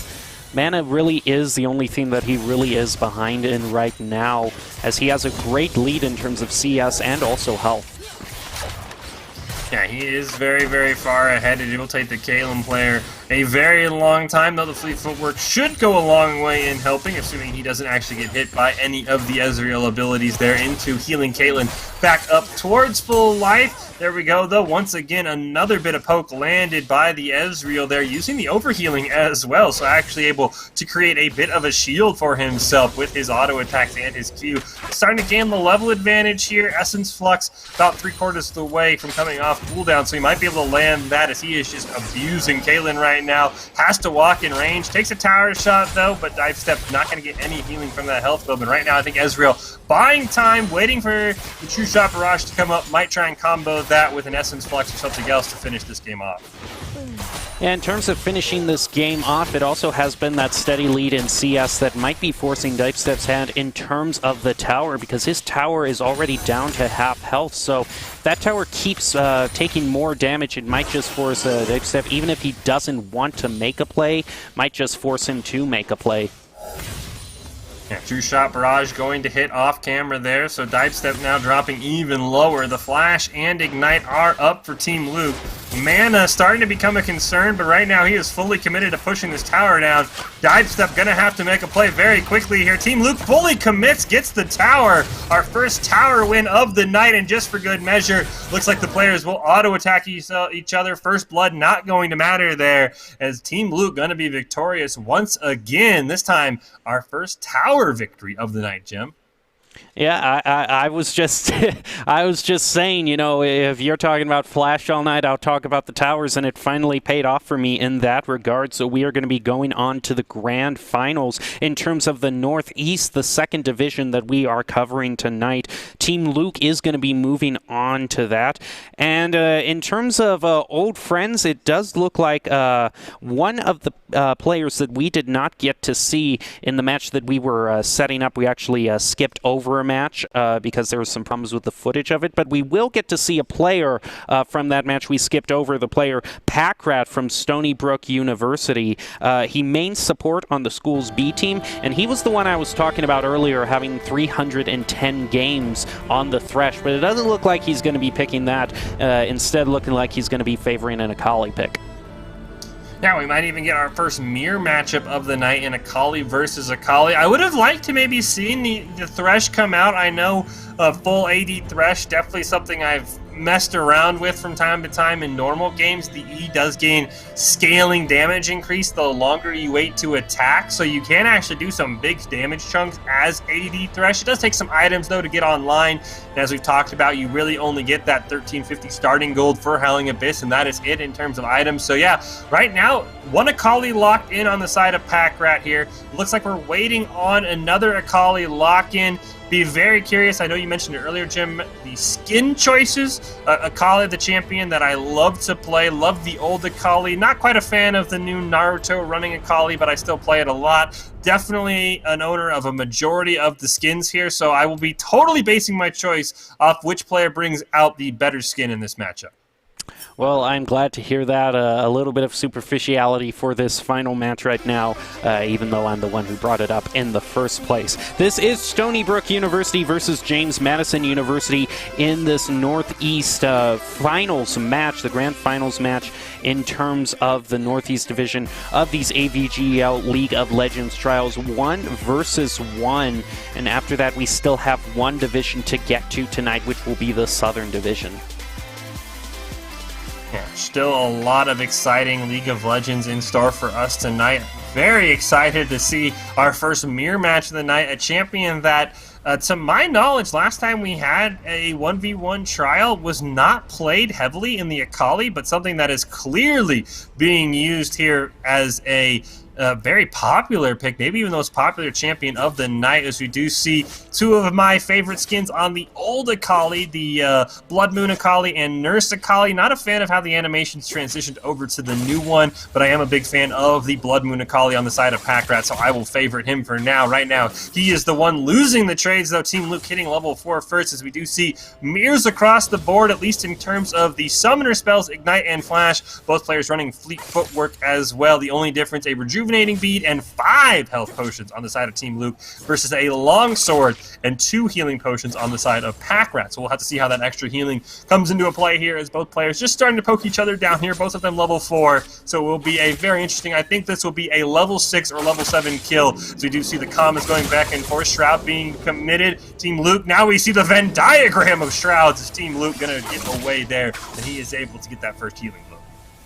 Now, what do you think the different dynamics are in terms of a mirror match against, two different champions, especially if one of those champions may be, a counter pick against the other? How's that change with the mirror matchup?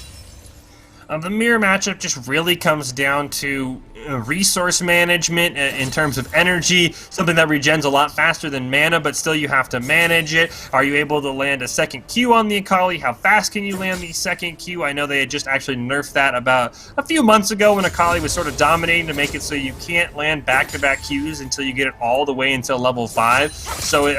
Level 5 of the ability. So you won't be able to see a lot of those until later in the game. But yeah, it's going to come a lot down to resource management, especially using the passive on Akali. When you hit an ability, you have to get out of range of the circle to get the swirling comma, gets you some extra damage on your next auto attack, get some extra energy. So managing things like that, managing your energy, that's going to go a long way in determining this matchup.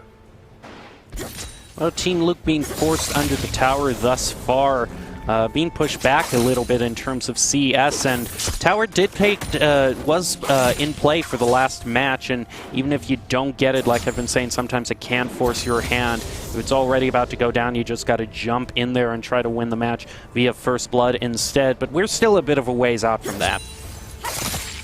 Yeah, we are still a ways away from that one, as we do see Team Luke with a slight CS advantage, up 27-24 when these two new minion waves met in the middle. He does also have the bone plating on, so it will reduce some of the damage he takes from the Akali spam, as we do see one of the commas going to land there. Does have the Shuriken flip available, not going to take the follow-up there. But I'll be curious to see when one of the players wants to fully engage with this Akali ult. They're going to be zipping all over the screen, so we'll be curious to see who's able to land both portions of that. Right now, Team Luke going to level up first, as we do see it is 100 CS, as we see someone ask in the chat. Win conditions, 100 CS, first tower or first blood. 100 CS, nearly impossible to get to. Players usually all in, as we do see the rules down at the bottom, almost on cue. The players always will all in, knowing that if I can't get to 100 CS, that it's not going to matter. So the players trade back and forth, both ultimates still available. Energy right now favoring Team Luke.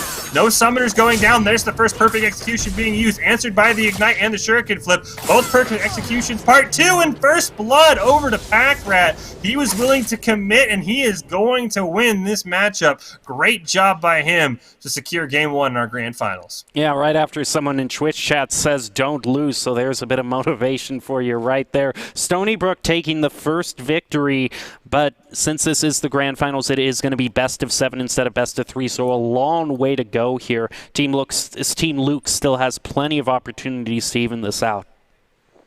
Yeah, I mean, we saw Team Luke earlier go with the Lucian. Wouldn't shock me if he wants to go with something like that. As we do see right on cue, already hovering the Lucian. Would not be shocked if he locks that in. Curious for Packrat, as we mentioned, a support player. So don't think any of his typical champions are going to be coming out, though I would love to see an 80 Thresh if he really wanted to have some fun here. But yeah, I'm thinking no problem with him running back the Akali. I thought he played it perfectly. We'll see how he does in the range matchup there. But right now the player's just letting the time tick down. It is blind pick, so no information being gained by either side if they do lock in early. So there's the Lucian. Be curious to see what Packrat wants to do. He's running it back with the Akali. Somebody in Twitch chat even said Packrat doesn't lose these. We'll see if he can prove him right here in game 2. Yeah, it worked for him last time. It might work for him now. We are in the middle of the grand finals of the AVGL League of Legends Trials. 1v1. This is James Madison University versus Stony Brook University, Patrak and Team Luke. Patrak starting out with the victory, bringing him to 1-0 in this best of 7. Yeah, we do see here Flash still being brought by Packrat, even though he won the last game. Would have liked to maybe seen that traded off for a barrier, because if he does want to dive in onto Lucian, I think he's going to want that barrier to maybe finish the game off. We do see the Ignite and the barrier being brought for Team Luke with the press the attack versus fleet footwork. One change for Packrat this time. He will trade that long sword he had last game in for a cloth armor. No problem with that against an 80 carry. We do see for Team Luke, we have the Cobalt Woolhammer, a longsword, and 2 health potions there. So a lot of ways to regen. Be curious to see if either player also wants to bring in the health biscuits as well, but we'll have to see. And good luck's being played, given all around here as we enter the second match right now. Both players just making their way toward the center. No real trades being given right there. Not a lot of damage go back and forth either. So we're just waiting for the first real play to be made. And we do see the early level up on the side of Team Luke, and answered immediately by Packrat, though. I don't think Packrat's really going to have much of an issue just sort of contently farming until level 6. We've seen it where the player for the Akali will hit level 6, go all in with the perfect execution, try and get as many health potions below, and maybe try and get a couple of health globes out of the way, and then wait for the perfect execution to come back up. We'll have to be careful, though, for the culling. He's going to have to eat almost all of the bullets unless there's some minions in front of him, and with the recent buffs, some bullets added to the clip of Lucian. So definitely some extra damage coming out from that ult. We see right now Lucian in the lead. Going to be very curious how Team Luke manages his mana, something you've got to be very careful on these mana champions. Managing that, making sure you still have mana to poke, but also have mana to finish off a fight if needed. As we see right now, he's already at about 50%, potentially some first damage onto Packrat's tower. Not just some damage, but a good bit of damage. 80% left on the health of Packrat's tower. CS definitely going over towards Team Luke right now. So he might be staging the grounds for a comeback here. If he were to win this, it would go to 1-1. We'd at least be guaranteed to see a 5th game, I believe. Yeah, I wouldn't go that far yet. He's only at 25 CS. 75 CS is a long time from now, Jim. So don't count your chickens too soon here. I don't think the Akali player will be winning the CS matchup anytime soon, but I think once Packrat sees an opportunity to dive in here, he's going to take it. Lucian now dropping below 50% mana, so as we see now even down to 25%, this might be an opportunity for Packrat as he lands the Q. Going to go in with the comma, going to land. Unfortunately, the Shuriken will miss, preventing any follow-up. He will hit level 7 first, but holding on to all those summoner spells for now, just waiting, buying his time. There goes the W down. Smoke screen. Comma's going to land. They're both going to go on top of the health pack there. Ignite and culling going to be used by Team Luke. Packrat forced to flash away. Still trying to live. He does not have any sort of way to heal. barely survives. Smoke screen probably just now coming off cooldown. He does have a couple of health potions to chug, but the Akali now finding themselves in a very precarious position, does still have the Ignite and everything on the table, so it would not shock me if Pack Rat has sort of one last-ditch effort in an all-in here. Give him a couple of time to regenerate his health, but that minion wave's going to push his tower down very, very quickly. Yeah, going to get it at least below 50% health right now. In terms of Pack Rat's route, do you think that it is just a dive like we're seeing right here? We do see, yeah, he's going to dive right on him. Perfect execution, part one used. There's the second go. part, and he's going to get it. He's going to finish it off. I did see someone in the chat. I was in the process of answering. No, we do not allow backs in this one. This is more of the ARAM rule version than the LCS. So, yeah, no backing allowed. You only get the starting gold you have and the health globes on the map. So, yeah, no backing as James Madison wins that one. Well, right now we are in the midst of these grand finals. Pack Rat up to a 2-0 lead. He just needs 2 more wins to take the victory. And we were going to take a short break in turn, give both players a little bit of time to breathe. And we will see right after this if Pack Rat can pull out the victory for Stony Brook University.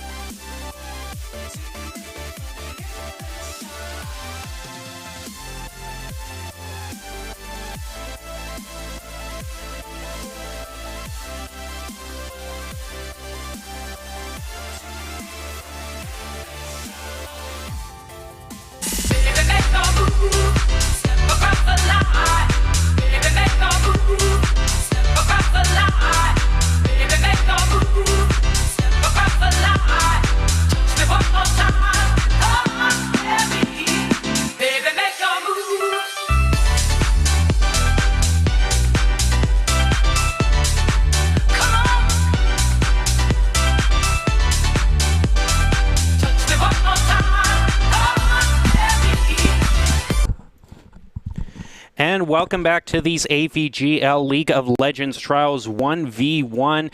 Right now we are in the middle of the grand final for the Northeast Division, I believe.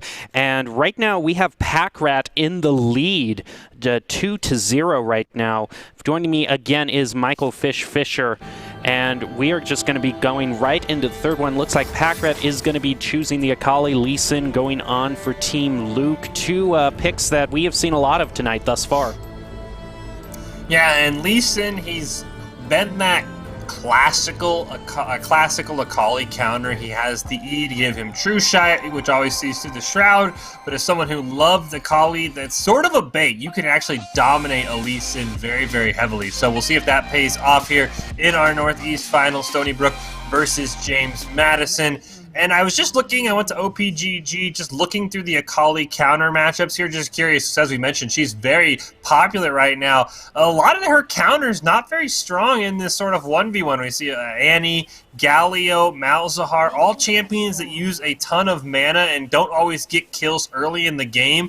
Mordekaiser down at number 7. It's about a 55% matchup win rate for the Mordekaiser. Might be something that a player wants to bring out because it's the first champion on that list that does not have mana, which is a very, very slowly regenerating resource. So I'll be curious to see how this Lee Sin goes, and if Team Luke does get another shot here, if he does maybe switch to that Mordekaiser, because that's a champion I'd like to see, as we see a ton of damage coming out. Now, follow-up Q not being used there by Team Luke, giving away a ton of free damage, and he might regret that, as he's going to be right now losing in the health. Almost full health is 60-70% for Team Luke. Now, it just goes back to what you said earlier of choosing sometimes those bruiser champions like the Renekton against an AD carry or something like that in these 1v1s in terms of a counter pick. Yeah, I mean, you know, I don't think Annie we're going to see much play. Maybe Galio, but the ult doesn't have any use. Malzahar would be interesting, but I know he's very mana heavy as well, so we do see both players level up to level 5. Once again, Packrat bringing the flash, proving me wrong here. I would have thought in this matchup would have liked to have the barrier, but of course it is blind pick, so they don't get to see. Maybe thinking an AD carry was going to be the choice there as well. Be curious to see if Packrat does go for the all-in at level 6 as soon as that perfect execution is unlocked. Right now, damage going back and forth. See if Team Luke wants to take the follow-up Q. He does not, once again, just giving up a lot of free damage, honestly. Very, very shocking. As we do see the Shuriken flip land. We'll see if Packrat wants to take it. It will fade, unfortunately, before that Healing Globe second effect comes through. And Team Luke, first one to level 6. We'll see if he can land the QRQ combo that is very, very powerful on Lee Sin. Unfortunately, not close to his turret, so he's not going to have that to help him out. As Packrat, the one being pushed down towards his own turret. Now that health deficit that Team Luke found himself in really kind of just vanishing. In terms of summoner spells, both have them available. Packrat having the Flash and the Ignite, where Barrier and Ignite are still available for Team Luke. Fish, do you think just going forward here, do you think we'll see any other towers or CS victories, or do you think going forward here it is just First Blood victories?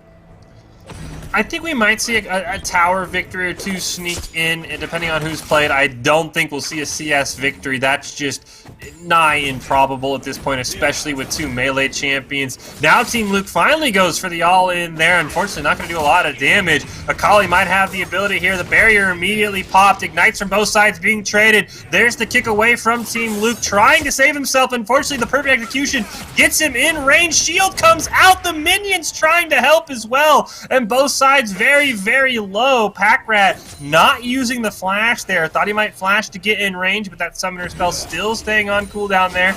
Team Luke able to get the health glow over there, heal back up to full life, gonna get the level advantage as well. Packrat now gonna grab his own healing globe, gonna get beat on by the minions there just a little bit, and unfortunately now just finally catching up in level, but Team Luke doing a great job skirting the edge of death, able to survive, and now both sides I bet you're going to just wait until their ultimate comes up, and we can see here almost identical two cooldowns, two of the shorter cooldowns in the game, so we'll have to see if they're both up, as there goes the Shuriken toss, going to land, the Q followed up there, but Team Luke now out of abilities, going to have to just fall back. Packrat taking a ton of damage, now out of healing potions. Team Luke still has one in his back pocket.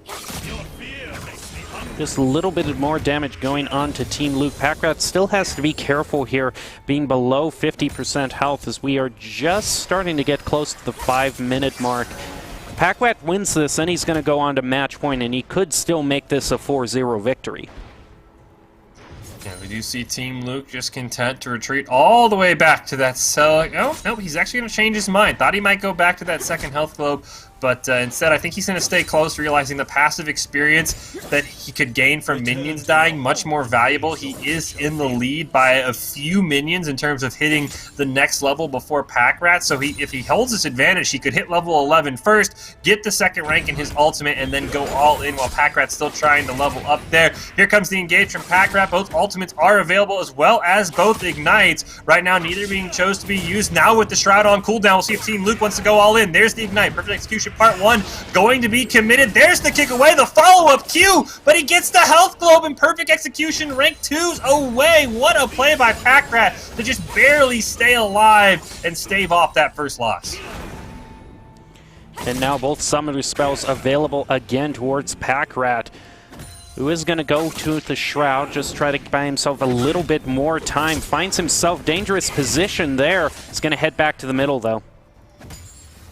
Yeah, I have to say this flash just staying off cooldown, somewhat bringing a smile to my face. I think it's an overrated summoner spell right now. I think if that barrier had been picked, Packrat might have won at level 7. So we'll see if he ever actually gets a chance to use that flash. Right now, I think once again, familiar position. Both players just waiting for that ultimate to come back. They should both hit level 11 before their ultimates are off cooldowns. Of course, Team Luke already there, so he will have that rank 2 kick online. Packrat waiting for his, should hit it around this minion wave. There it is, the level up. So both players even on abilities right now. The barrier's still available for Team Luke. I think we're going to provide much more use here in a potential fight over a flash, but we'll have to see. Both the ultimates about 2/3 of the way done, cooling down. Akali's has a slight edge by a mere second or so, so we'll see if he wants to use it. And right now he's going to dodge the Q from Team Luke, going to disengage there, use that Shroud. He's got to be very careful. That Shroud is the only defensive ability he's going to have. Once that's on cooldown, I expect a very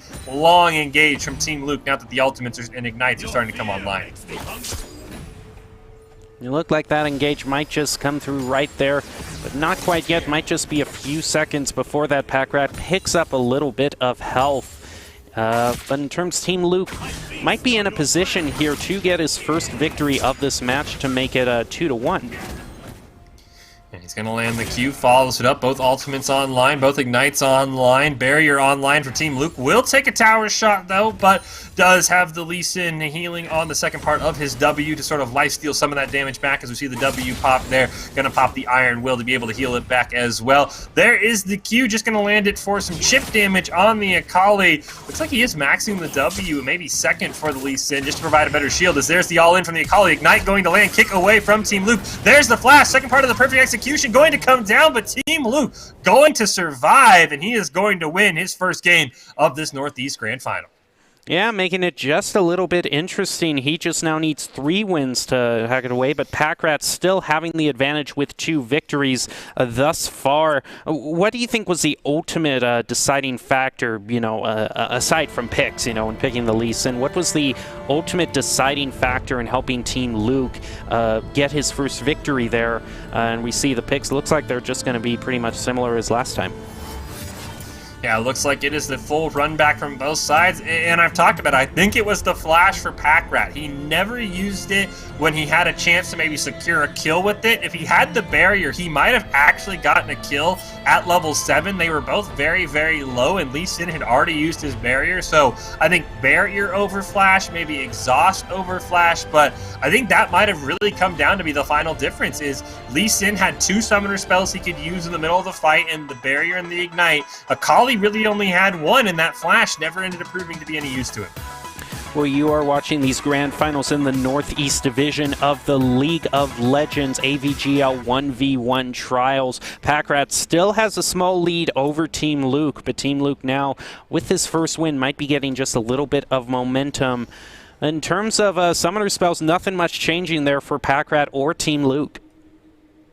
Yeah, I really am curious what Pack Rat's decision is to bring the Flash. I mean, I know there was a moment where he might have been able to flash in range to finish off Team Luke, but as I talked about, Flash is sort of used in Summoner's Rift because there's a lot of walls that you have to flash over if you're trying to flash for a kill, if you're trying to flash away from dying. But when you're flashing away from dying, you're just going to go back to base, regenerate your health by your items. That's not the choice here. You're not allowed to back. You're not going to get any health even if you ran all the way back to the shopkeeper's base. So curious to see what the Flash is about, because of course Lee Sin, if he does land the Q, is able to just follow it up no matter how far away you are. Yes, I know there's a range, but if they're both in melee range, he's not going to be able to flash out of that. So I'm curious to see if Pack Rat can make a better use of the Flash here, as we do see some trades going on in the early game. We are going to see Conqueror fully stacked for Team Luke, and that's going to allow him to start to pull ahead here as the Akali runs out of energy and chooses to disengage.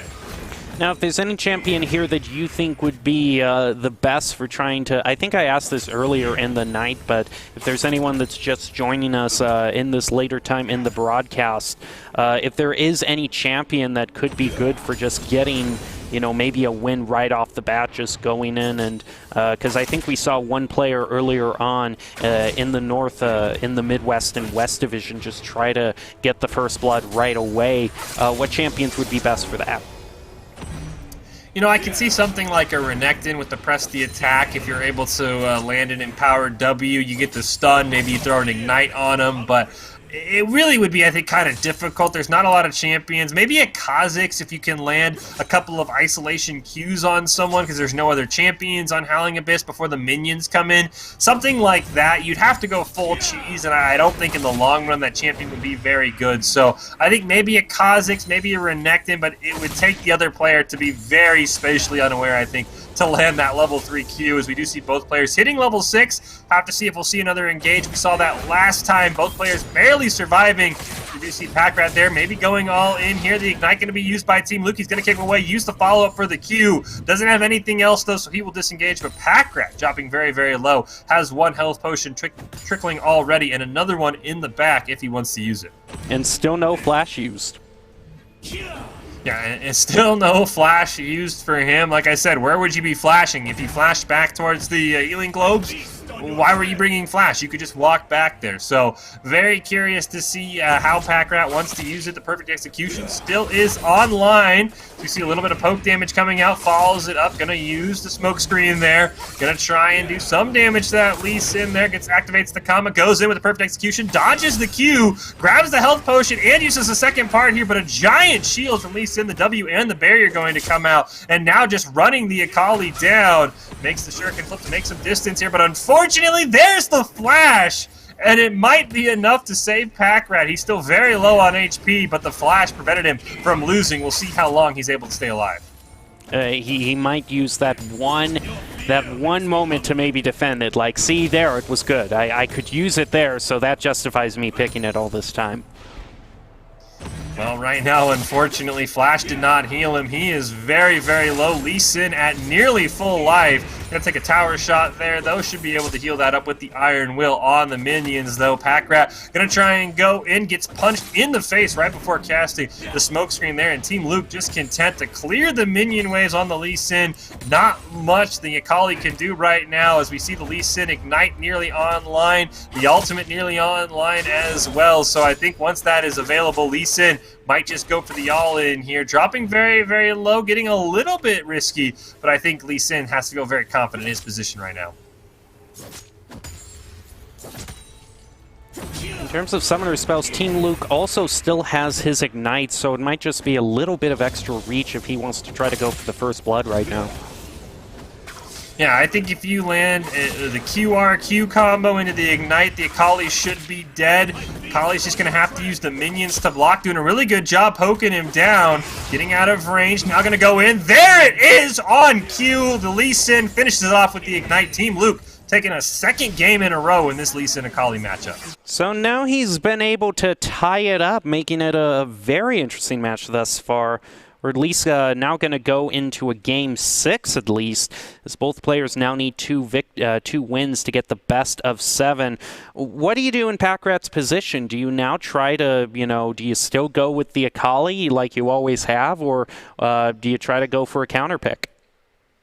I definitely think you have to drop the Akali here. He was close in Game 3, never really an issue in Game 4. There was a couple moments where he dropped low right at the end, Team Luke did, but I think that was just him getting a little overzealous trying to find the kill. So yeah, I think you drop the Akali, maybe bring out an AD carry like a Caitlyn, maybe a Lucian, maybe an Aphelios, champions we've all seen tonight here, or maybe just lock in the mirror matchup. So we're going to see two blind monks flailing about on Howling Abyss. The Pack Rat Lee Sin being locked in. Team Luke, of course, it is blind pick, much like Lee Sin. They have no idea what the other player is picking. So it is going to be this mirror matchup. So I think item choice, mastery choice, keystone choice, all going to be very, very key here in this matchup.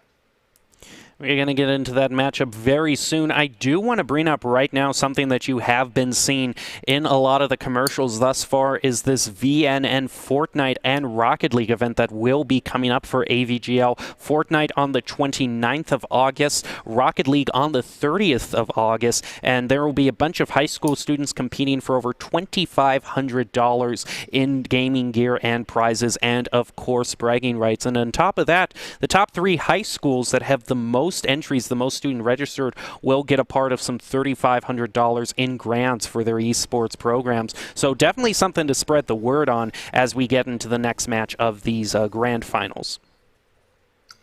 Oh, yeah, for sure. I mean, it's just fantastic to see esports exploding in all areas right now. Of course, with everything going on, some of the traditional fall high school sports not going to be played. I know some states already transitioning into spring football, things like that. So the fact that esports still able to keep going on strong, the fact that high school programs starting to create their own esports, just fantastic. Not something I would have imagined when I was in high school all this time ago, nearly a decade ago, which just feels weird to say, but it's fantastic to see all the support. You love to see it, and I know Fortnite, one of those games that's very, very popular at the high school level, so I'm sure a lot of people just sort of biting at the nail to get into that tournament.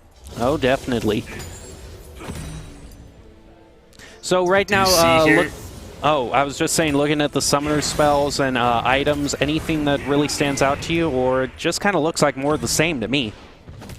Well, yeah, the one thing I'd point out is, once again, Pack Rat still running with the Flash here, not going to have the barrier. So I am curious to see if that ends up paying off for either one of these players now that it is the mirror matchup, because everything's the same. You see the same item builds, the same Conqueror, Keystone. Don't know about the secondary masteries. Unfortunately, cannot see those. But yeah, I'll be curious how this Flash versus Barrier pays off as we see two monks just kicking at each other in the middle of the map. Team Luke coming out as a loser on that one, but not by much. Both players chugging down one health potion as well. Pack Rat going to pick up his first healing global. See if Team Luke wants to do the same, but for now, he is just content sitting there and punching some minions. I mean, I do definitely think if there's one thing you're going to take to your grave, Fish, it's that Pack Rat should not have chosen Flash. I mean, we'll have to see. Maybe he makes some crazy play here, flashes behind Team Luke, kicks him into tower, gets a couple of tower shots on him. Maybe he can get something like that. But yeah, I'll be curious to see how this Flash pays dividends versus the barrier that has sort of that flat value of just canceling out some damage. Both players going to hit 6 at exactly the same time. Pack Rat a little bit lower on HP and chugging through that second health potion there. So Team Luke going to have a little bit of more sustain in the lane. Curious to see when these players want to engage as they stand right on top of each other. Two golden Lee Sins duking it out in the mid lane. Right now, nothing happening on either side, though. They're just going to go back, get that Iron Will, farm off some minions, get some lifesteal going, and wait for another day as we see Team Luke now being pushed back. Curious to see if he'll go grab that health glow before Pack Rat can, as now they fully engage. Conquer going to trigger on both ends. A minion, though, going to save Team Luke, as Pack Rat is going to hit level 7 first. Unfortunately, still very, very low on health and energy. Team Luke doing a great job managing that Lee Sin passive. Now we see Pack Rat going all in. Nobody committing any ultimates yet. Team Luke going to grab that healing globe there. Second burst should land onto both of them. Ignite not being used. Team Luke has to be careful. A ton of minions right now just attacking him. Goes in the bush to try and reset minion aggro. Going to kick him away. Lands the Q as well. Goes in. Ignite going to land. Going to be kicked away, but he is going to go down. Flash on cooldown, but it did not matter. Team Luke, his third straight victory on that Lee Sin tonight. Well, I don't want to say, I can't necessarily say reverse sweep because I can't necessarily say reverse sweep in terms of a victory because he wasn't down by 3, but he has managed to stage really an incredible string of victories thus far. Yeah, he has. It definitely is going to be interesting to see here. I think somebody mentioned in my ear that it is going to be a reset in the game because Team Luke came from the losers bracket there. So maybe it is just best of 5 in the grand finals. We'll have to see. Alrighty then, we will see very far what becomes of that, but either way, Team Luke really coming from behind and surprising. What was the major turning point? Do you think it was that moment where the Akali didn't flash in Game 3 to maybe secure the victory? Yeah, I think the 2 turning points are either, when Pack-Rat didn't try and flash for a kill in Game 3, or when he decided that Akali was the best idea to run it back in Game 4 and sort of got dominated in that game. I think either of those are the turning points there. Team Luke definitely showing just absolute skill on that Lee Sin, using the passive incredibly well to make sure that he was always at the higher energy level between the two of them. But yeah, I would say either Pack-Rat not flashing for that kill in Game 3 or trying to run it back on the Akali in Game 4. Definitely the turning points in that match. Well, definitely both players have a lot of pressure on them. These are the grand finals in the Northeast Division. Believe it or not, we still have one more division to get to after all of this, which is the Southern Division. So still a good deal of league to play. But do you have any, main points of any final advice going in to both these players? Pack-Rat is actually going to go on to the Caitlyn as Team Luke stays on the Lee Sin. Yeah, I mean, it's got to be Pack-Rats has to find a way to counter that Lee Sin of Team Luke. Looks like he's going to bring out the Caitlyn, maybe have that range advantage here, as we do see Stony Brook versus James Madison here in the Northeastern Grand Finals. But yeah, it's got to be finding that counter to Lee Sin. Once he can get him off Lee Sin, I think the game will change. But right now, finding it and finding that counter is going to be huge. And as we see now, finally, Pack-Rat giving up the flash has the exhaust barrier on the Caitlyn there, so I'll be very curious to see, taking a look here at OPGG, which of course doesn't look at 1v1s, but looks at individual matchups, saying Rammus. I don't think you'll see that, but maybe a Warwick being played, a counter to Lee Sin, maybe a Vi, 2 of Lee Sin's stronger counters, maybe something like that could come out. But right now, he'll go with Caitlyn, he'll go with the range advantage, and we'll see if that pays off for him. And right now, I do have to bring to your attention, Fish, no one has chosen Flash in terms of the Summoner spell, so maybe that is a little bit of advice some of them are taking from you. Yeah, potentially. We did see someone in chat asking if the ARAM items are the best items without backing. I do agree. I think that is the case. The ARAM items pack a ton of stats into their costs. Of course, part of the reason they're not available on Summoner's Rift, and because you're not allowed to back. So yeah, the Cobalt Warhammer, we've seen a bunch, and we have seen some mages also bringing out the Spell Orb as well. So yeah, I think the ARAM items, some health potions, maybe some rejuvenation beads, definitely going to be the best bang for your buck here, designed for that specific purpose. So yeah, I think you're going to see a lot of ARAMs. We saw one person try a BF sword on Tristana earlier in the night. Did not work maybe as they had hoped. They lost quite quickly, as we see a ton of damage from Team Luke right now. Has to dodge around that trap though. Gonna get rooted, so there's a big headshot. Walks right into another one. Pack-Rat playing this almost perfectly. Team Luke now choosing to re-engage, not gonna fall back and try and grab that healing globe. So great job on the trap management there by Pack-Rat. One thing he's just gonna have to be careful of, spamming those traps, spamming that Piltover Peacemaker and that 90 caliber net if he does want to disengage. Going to use up mana. Mana management, very, very key, which is why I think energy champions and champions like Renekton usually rule the day in these kind of things. Right now, no view of the items that each player has gotten, but in terms of items, is there any things that you would just normally expect for each of these players? We were talking about ARAM items a little bit earlier.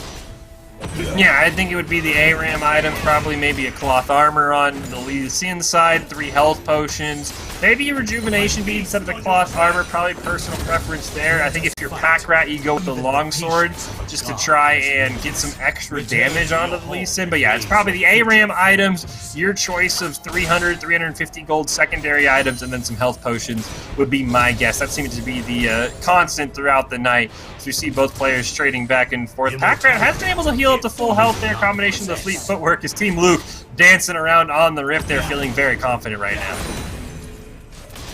Yeah, definitely not only dancing around, but letting a few voice lines come out as well. Definitely, based off of all those victories, feeling a lot more comfortable on the field. Yeah, now Pack Rat doing a really good job trying to poke down the Lee Sin when he can. Bone Plating there going to activate to try and reduce some of the damage. Of course, Lee Sin does have that built-in lifesteal on the second part of his Iron Will, the W there, so he is going to be able to heal quite a bit off the minions. Both players hitting level 8 at the exact same time. Team Luke going to commit the ultimate, but unfortunately missing on the Q for any follow-up damage, and then walks right into a trap. Good job by Pack Rat there, using those traps to try and poke down that Lee Sin. Unfortunately, a lot of healing is coming out right now from Team Luke, plus the shield maxing that second, like most Lee Sins will.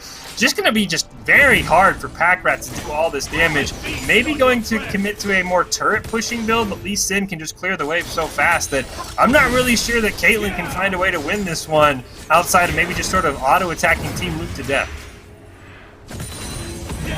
Well, we definitely see if that auto-attack strategy might work out, but definitely Team Luke not really being caught off guard at all, and instead going to dive onto Pack Rat right now. Yeah, as we can see, Lee Sin just hanging on. The 90 caliber net going to come out. Trap will land, another headshot. See if he wants to put another trap down, but Pack Rat starting to run dangerously low on mana, and you can see Team Luke doesn't have to deal with that, and using the lifesteal built into the kit is just sort of able to kick down the minions while gaining health. So Team Luke winning nearly every trade right now. Pack Rat, even though he is filtering in these auto shots just fantastically, just really not doing enough damage. Maybe he should have gone for the BS, or as he mentioned, cannot unfortunately see the items, but I would guess it was the Cobalt Warhammer, but it just unfortunately just doesn't do enough damage. Team Luke going to get a level advantage as well, as we see Ignite available, actually every summoner spell in the game available, waiting for the Lee Sin kick to come online as Team Luke will steal that first healing glove away from Pack Rat. Now Pack Rat is going to be able to drive minions back toward the center of the field. Was under his tower for just a little bit there, but now is able to take things a little bit more midway between both of them. I feast on your trail. See Team Luke just doing a great job, never letting the minions get towards his side of the map. Anytime Caitlyn gets close, he's just able to bully her with the Q, follows it up perfectly, has the ult online if he wants to do it, just even dancing while being auto-shot. That is how much disrespect Team Luke has for the damage Caitlyn can do right now. He knows he can heal all of it up on the minions. There's another headshot, didn't even go through the Lee Sin shield, and Lee Sin potentially proving why he might be the new pick going forward in this tournament, not even taking damage from one of the best 80 carries in the meta right now. Finally forced to go heal, dodges the Piltover Peacemaker, and look at that, he's almost back at full life. Yeah, hardly taking any damage right now. He might just, like you said, be waiting just a little bit, not really under any single pressure. It only seems like a matter of time before he just moves in to do the final play.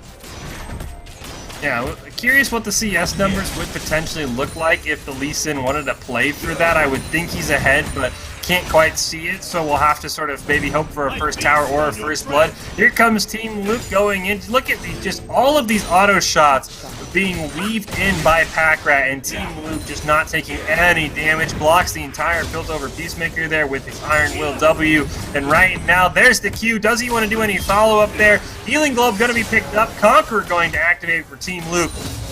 Literally gaining life during these trades. Absolutely incredible how strong Lee Sin is in a 1v1, and we've known that for almost decades now in Lee Sin, how strong of a duelist Lee Sin is. Now about 7.5 minutes into this match, Lee Sin just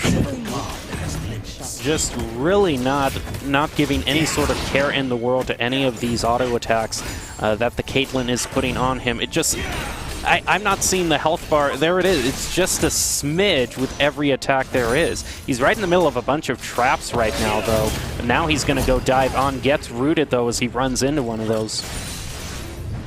I mean, he was just standing there. It looks like that might have actually been the 100 CS. We could not see it. I saw someone in chat point out we knew Lee Sin was ahead. He had a 2K gold lead, but I have to guess we hit the CS mark because there was no other way that game ended, so we have to assume that was what the victory was for. Well, then, that is going to be. We have seen one of each victory now, a tower, a CS victory, and now a lot of First Blood victories. But that is going to be the final one for Team Luke, taking the victory in that one. So congratulations to him and James Madison University. Oh, yeah, the reset. Excuse me. Excuse me, Fish. It looks like we're going to see even more as we're going on to the reset of a best of 5. But either way, no matter how you slice it, Team Luke definitely feeling comfortable. Yeah, when there is a grand final in a loser's bracket, the player has to be eliminated with 2 losses. So that does mean that Packrat reached the final with 0 losses, as we mentioned earlier, not getting all the games, just getting the games and then all the way making sure we get the grand final. So yeah, we reset it there. Team Luke up 1-0 here in this grand final, and really now we've got to find a way to counter this Lee Sin because it's been proving to be just extremely strong. And right now, Lee Sin still being the pick for Team Luke, but it looks like Packrat might be switching it up a little bit. Yeah, I definitely like the Tristana here. You can match the wave clearing of Lee Sin with the passive on Tristana's E, so you're not always going to be behind. But that is, of course, only a hover, so the Draven may be being hovered for Packrat. I think it's going to be the Tristana pick. I think she's really the only AD carry that really might have a place here when not facing another AD carry. So we see Team Luke's already locked in the Lee Sin. Packrat has got to find a counter. This is now 3 straight victories for Team Luke on that Lee Sin. So if Packrat can't find a counter here, this one might be all but over because Lee Sin has been Team Luke's just pocket pick.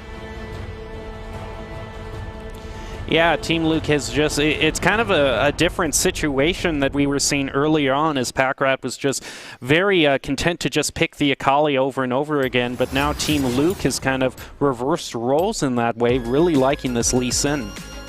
And you are watching the grand finals in these AVGL League of Legends Trials 1v1 on Howling Abyss. Like we did say, there was a reset right here because this is a double elimination format. So since Team Luke came from the lower bracket, he needs 2 victories now, and he's already got himself 1 and is looking, maybe it doesn't look like there's really anything stopping him from getting the victory, but we will see because Packrat has been able to win against him in the past. Yeah, unfortunately, Packrat hasn't been able to win against Team Luke's Lee Sin. That's where this series all changed around. Packrat was even up 2-0 at one point, and then unfortunately fell to the Lee Sin. So we'll have to see. I do like to press the attack on the Tristana. Going to have some extra damage. Like I mentioned, does have the passive wave clearing as well with the E. So this one should be a little bit closer. Hopefully we don't have to go to 100 CS once again, but if there's an AD carry who can match Lee Sin, it would be the Tristana. As we talked about, we see the double ARAM items, cloth armor, 3 health pots for the Lee Sin versus a longsword and 2 health potions for the Tristana. So we'll have to see as Team Luke is just waiting there. Misses the Q, so no early all-in that maybe you're hoping for, Jim Mountain. He is going to do some extra damage there. Bone plating going to activate, but a ton of damage coming out from Packrat on that Tristana, already paying dividends with that pick. Yeah, definitely going out to an early lead right now in terms of summoner spells. Still no flash for anybody, but in terms of summoner spells, are you approving of everything that both players have picked right thus far? Yeah, I mean, I like the exhaust from the Tristana. Definitely maybe committing to not all-inning. There we go. Going to rocket jump right on top of Lee Sin, though. As I say that, he doesn't even have the ignite. There's the barrier. Both players very, very low on HP. Packrat going to rocket jump over towards that health build. As I was in the middle of saying, by bringing the exhaust, he clearly does not want to fight, but he proves me wrong on that one. Unfortunately, going to miss onto the minion with his E, so no extra damage coming out onto Team Luke, but every summoner spell being used there. We'll see if Packrat can push the advantage. No health pots left, and right now he has the HP lead.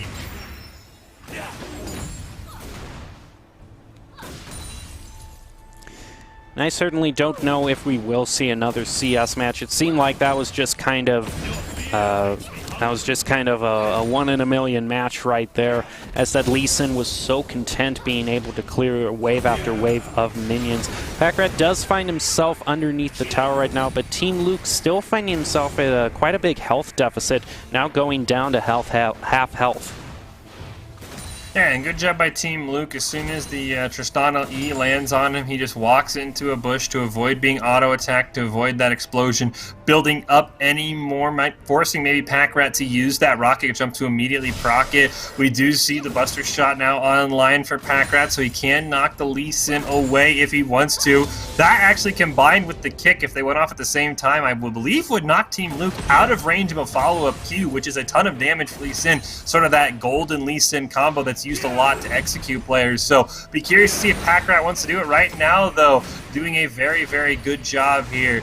And just sort of pushing him down, and this is what I wanted to see. I thought maybe as we got in here, we could see Packrat or someone else playing the Tristana and pushing down turrets, so we'll have to see how this goes. Now both trading blows. Packrat now going down to half health, is almost going to be taken out. Jumps over Team Luke back towards his tower, but is it going to be enough? Now Team Luke is going to be able to take the victory in that. It's going to be the second victory in this reset match, bringing him to 2-0. Yeah, gonna put Team Luke onto match point here in our second part of the grand finals. As someone has mentioned there, Team Luke won the first one, but since he came from the losers bracket, he does have to win twice. So he's now on match point in our grand finals reset, and I thought the Tristana might work. Unfortunately, just a little bit shy. Maybe if he brought the Ignite, he might have found the kill, but yeah, if this is Team Luke, I'm assuming this is probably, you couldn't lock in Lee Sin faster. But right now, he's going to hover the Yone, maybe going to mess around with the new champion. He does have a couple of games to play with, but I would think he would want to finish this one off. Yeah, he might just be teasing us at this point. Packrat's going to give another try for the Tristana right now. And as we see the Yone being hovered, just what are your overall impressions thus far? Of Yone? Yes. Or of the tournament? I think Yone is an interesting champion. It definitely feels like Riot kind of just jammed everything that ever existed in a champion onto his kit. Of course, he has the Yasuo Q with the knockup, though he does have to follow it. He does have the Echo E, not that it heals him, but it does take him back to his body. And then, of course, the ultimate, sort of like Yasuo's, knocks people up in the air, kind of groups everyone together. I think it's a very interesting champion. I think it's one of those flashy champions you might see on your favorite YouTube video of a high elo player getting a pentakill, but I don't think he's going to be banned as often as Yasuo. I think he's just a tad bit weaker than his brother, but still a very strong and very annoying champion to deal with in the right hands. And we do see in Twitch chat this is best of 5, since this is the second match of the grand finals. And match point for Team Luke, as it is, just having win after win after win. It might just be trying to end it on a showy note and just going for the newest champion. Minions have spawned. Yeah, so double Southern Grand Finals here between Packrat and Team Luke. Team Luke winning the first of the Grand Finals, but since he came from the loser bracket, he did have to force a second game. So the second in the Northeastern Finals, excuse me. Yeah, Southern will Grand be next. Finals. Yes, but yeah, we'll have to see if Team Luke, I'm surprised he didn't just take Lee Sin and finish it off now, but as you mentioned, maybe trying to get a little bit flashy here. Well, we will definitely see. Is there anything in the items or summoner spells standing out to you? No, I mean, we do see Packrat has shifted over, bringing the Ignite instead of the Exhaust. There's a potential that Ignite might have gotten him a kill in that last game. Of course, the Exhaust reducing some of the damage he took means that it's hard to really say if an Ignite swap would have been that easy, but it'll be curious to see how the Ignite pays off. And Yone not going to have as good a wave clear as the Lee Sin, so Packrat should be able to sort of just jam down this tower, as we see right here, even bringing the Demolish, a choice that I really, really like. So he's going to get engaged on by Team Luke, going to get knocked up in the air. We know Team Luke's got to go back to his body, but he did a good job preventing the Demolish. So yeah, I do like the Demolish pick. this time from Pack Rat. I think going for the all turret push build, definitely something I wanted to see earlier in this tournament, something that I was thinking about before casting it, and I like that Pack Rat's brought this out. He's going to get ignited, though. Both ignites going to come out. Barrier not being used. He will rocket jump away dangerously low, choosing not to use that barrier. And right now, Team Luke pushing all the way back, but that health globe going to even things up. Yeah, gonna get even things up just a little bit closer. Like Pat right now, Team Luke is just going to dive right onto him now, goes back toward the center.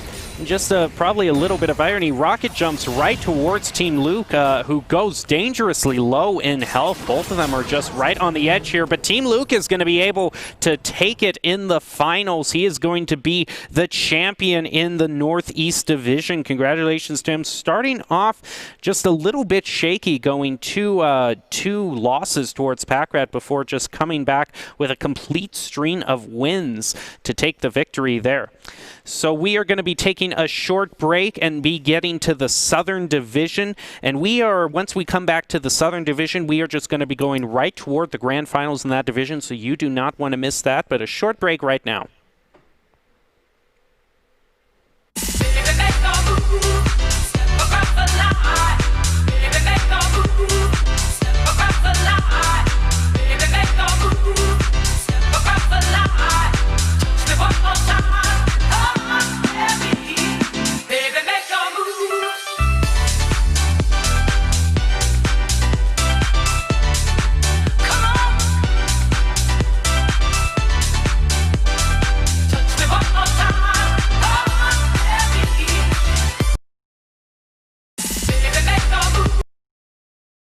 League of Legends 1v1 trials. We are going to be going into the final division of the night, the Southern Division, going into the grand finals of that division. It is a 1v1 blind pick. The win goes to either the First Blood, the First Tower, or 100 CS. And since we aren't in the second chance bracket, it is best of 7 right now for the grand finals. And joining me right now is Fish, who has been with us all night calling all the action. Two players that we're going to be watching right now from University Alabama is Solstice, who is normally in the mid lane, plays in esports club, favorite and the other player is going to be Opie from University of Arkansas. Mains the mid lane, plays for their esports program. And an educational studies major. Favorite champions for him are Fizz, Echo, and Lucian. Yeah, it should be interesting here too.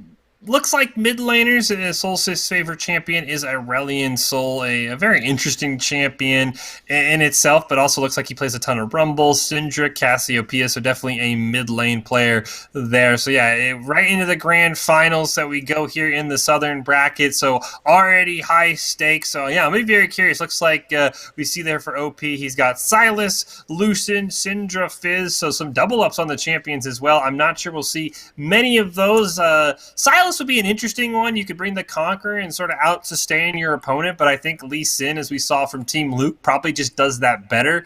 And I think not having to deal with mana is just very much better for all around, because mana is just not a easily regenerable resource. So yeah, I don't know if we'll see many of their favorite champions here, but I'm sure we'll see some champions that they're very comfortable on nonetheless. And as we are waiting for the trials, you can see where we are broadcasting from. At least this is our arena from Boise State University, helping out a little for the for AVGL trials in League of Legends. We are happy to bring all of this action to you, me in the studio and Fish remotely at home, as we wait for these two players now to see who takes home the final victory in the Southern League. Just a quick reminder, there are cash prizes on the line. By getting to the finals, both players have already guaranteed themselves a little bit of the dough, but of course first place gets a larger share of it. A quick view right now of our production studio, masks and all, dividers and all, being extra safe right now in this time of just a greater health risk. And Fish now is, if there's any player right now that I see OP possibly bringing, it is the Lucian, as we have seen him before tonight. Yeah, I mean, the Lucian would definitely be an interesting one. I would just think that, the Lee Sin right now just feels like that champion that if you don't bring it, what are you doing? Because he feels like he's the strongest right now. He feels like he's the one that really doesn't have many counters, at least not traditional counters, since it is a 1v1, and we know that Lee Sin is an excellent duelist. And that's the interesting thing. Since it is blind pick, it's not always the easiest to say, I'm going to lock in a Lee Sin counter. Because, for example, you could pick Olaf, have sustain, probably out-sustain Lee Sin, but if you pick Olaf into like a Lucian or a range champion, you're not going to have a very fun time. So it is going to be interesting to me to see if either of these players want to bring the Lee Sin. I know Akali has also been a champion that we've seen played a lot tonight. But yeah, the Lucian, maybe the one player that OP does play a little bit that might be seen in this tournament. Well, we are just waiting for those grand finals to start. In terms of what we've heard, like we saw earlier tonight, this could be either a standard best-of-7 match, or if the player who is in the lower bracket is able to pull out the victory, then we go to a reset for another match that isn't quite as many matches. So we are actually... And we are actually just, in terms of just everything that we've gone through today and just so many matches, I am hearing that we are just going to bring you one best-of-5 for these finals. So we don't necessarily have to worry about a reset here. It is just going to be a best-of-5 that we are seeing now in the Southern Finals. University of Alabama and University of Arkansas are going to be playing in these finals as we line it all up. One final best-of-5 to decide it all. Yeah, Alabama, Huntsville, University of Huntsville, Alabama, and University of Arkansas.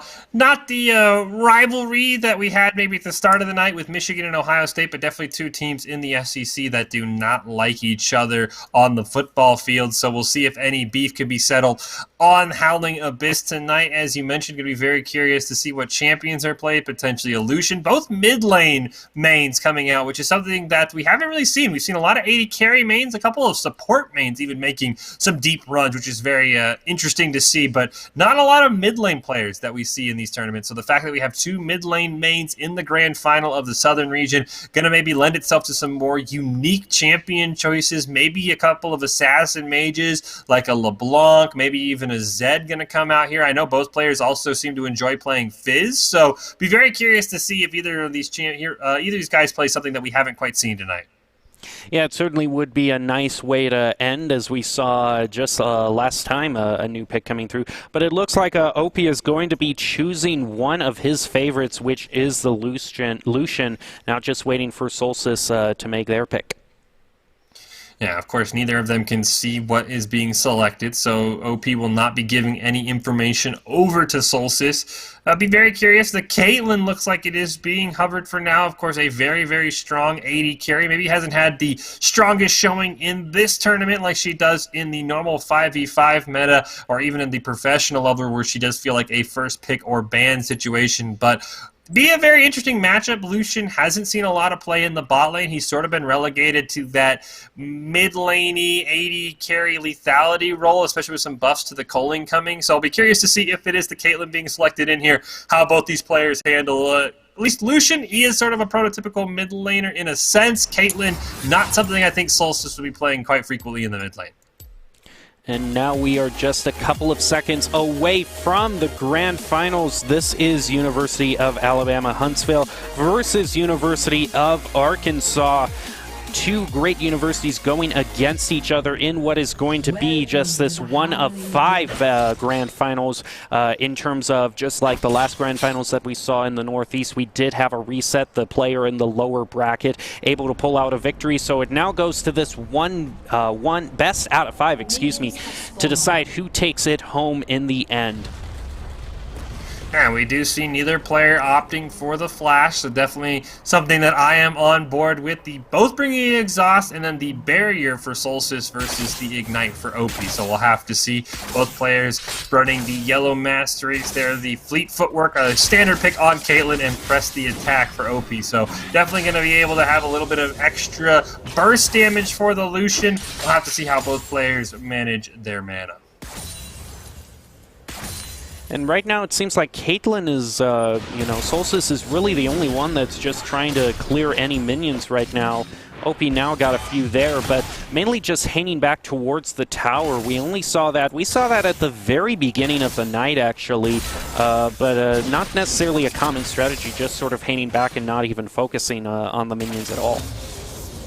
Yeah, this would be a matchup that might lend itself to being a farm matchup where both players are just going to kind of content to shoot at some minion waves, see who hits 100 CS first. As of course, if you are just joining us, the rules for victory: 100 CS, first tower, or first blood. I do think the Lucian maybe has a little bit more burst potential. The Caitlyn, of course, can drop the ace in the hole. Nobody's going to be able to block it. So be very curious to see how both players handle this. Right now, we do see Solstice jumping out to a early CS lead, but actually things, I think, leaning towards OP by just one minion. While we do see Solstice is ahead, he is on another minion wave to see it push all the way to the tower. So already very, very close in CS, and one of these players got to find a way to disrupt the other, because right now they're doing a really good job not missing much. Yeah, Solstice does take just a little bit of damage as Culling comes out. Solstice taking, a lot of damage, now down to a quarter help from that, so great use there by OP.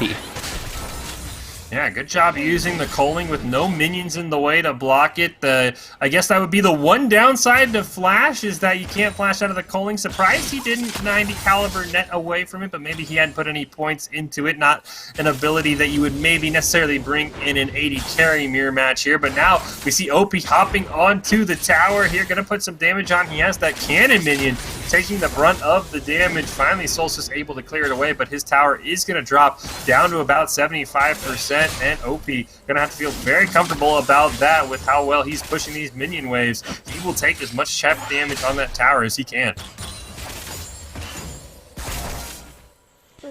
Now Solstice being put into just a little bit of a disadvantage right there. Just has one trap right now that is going to run out of time. He has one off to the left there, but that really hasn't been that much of a factor here. I think we saw in one match one of the players walk into some traps, one after the other, but that really hasn't been a factor in this one thus far. Yeah, there is this sort of activation time on the trap, so you can't just put it right underneath someone, so it is going to have to be maybe putting it on the healing globe there, doing some damage. 90 caliber net going to miss, so OP just content knocking that tower down just around 50% right now, so definitely enjoying that advantage as the CS leaning itself just a bit towards the side of Solstice, but not even 50% of the way there. Means that tower will probably fall before the CS thing lead does or goes anywhere, excuse me. But right now, I think the one thing you have to talk about, Solstice, not a lot of mana on his side. Those healing globes do not give that much mana back, as you see, going from about 10%, maybe up to about 30.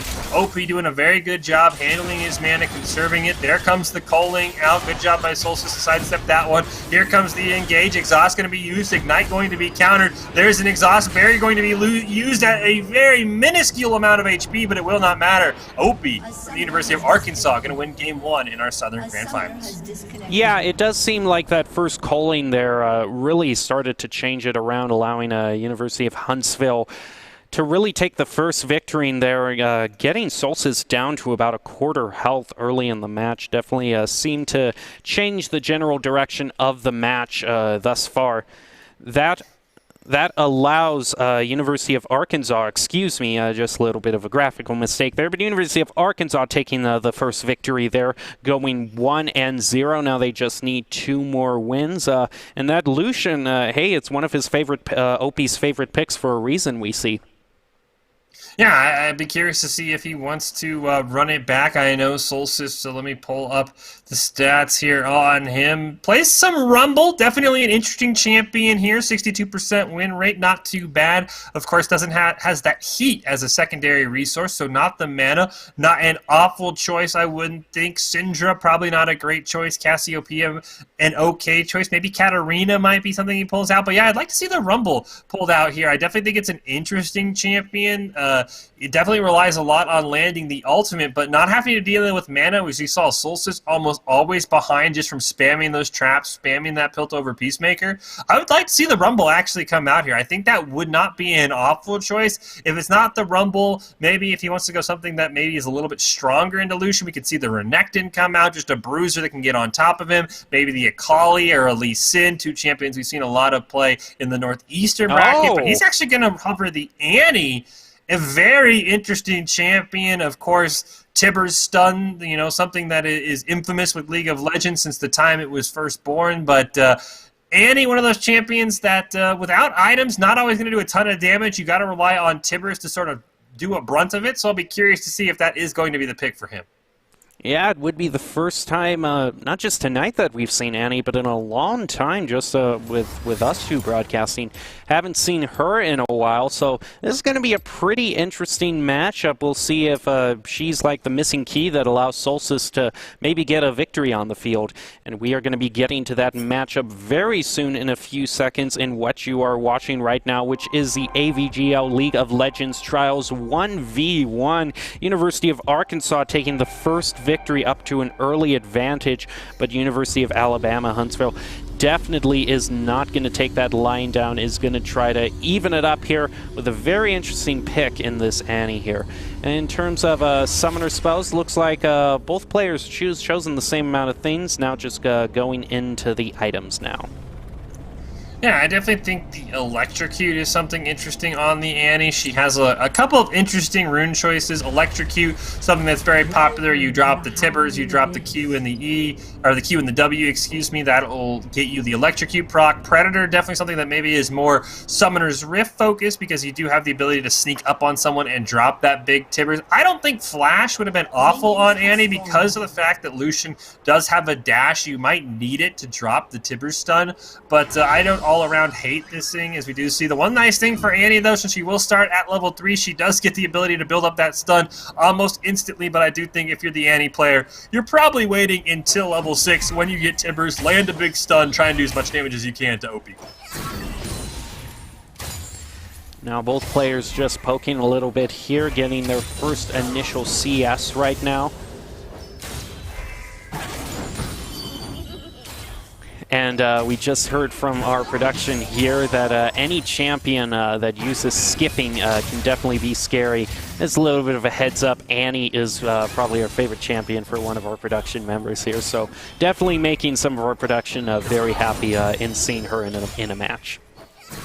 Yeah, Annie actually sort of sneakily OP. I think one of the higher win rates in the mid lane in the current patch. So definitely something very, very interesting to keep an eye on there as we get a quick look at the arena behind you there. No skipping going on, as we will skip right back into the match, however. As we see, not much has changed. Both players level 5, and we see that the Annie just a little bit low on health. Going to get some poke damage out. Unfortunately, not in range to land the stun.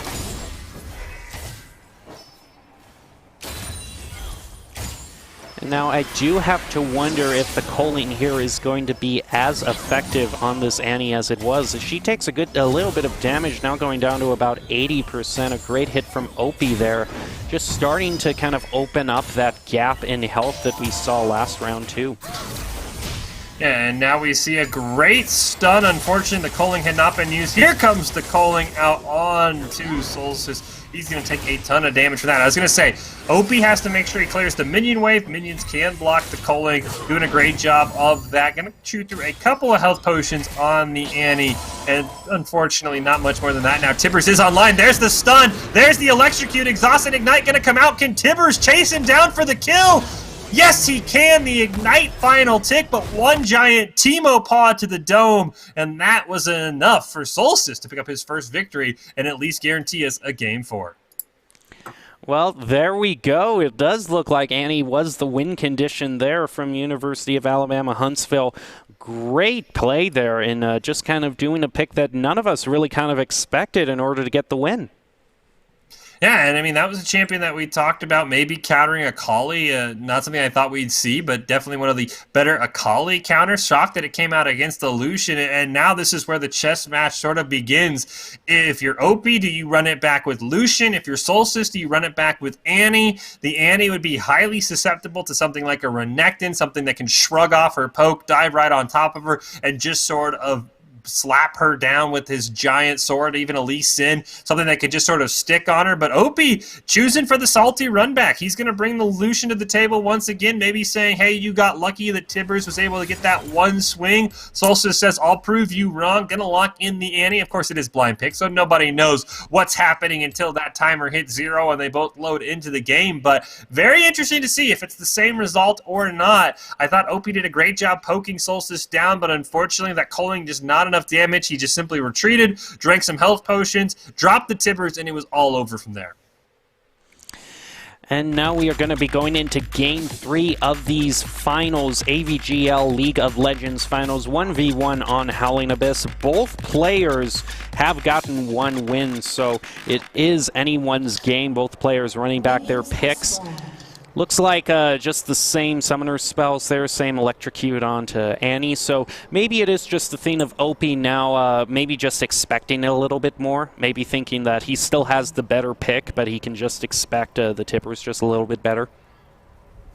Yeah, it definitely might be the case here. He's going to have to just sort of wait till level 6, try and dodge the Tibbers with the dash. If he can dodge the Tibbers stun, wait out Tibbers, maybe he can re-engage after using the culling. Because I thought Opie played the early part of that matchup perfectly. He's doing a great job conserving his mana on Lucian.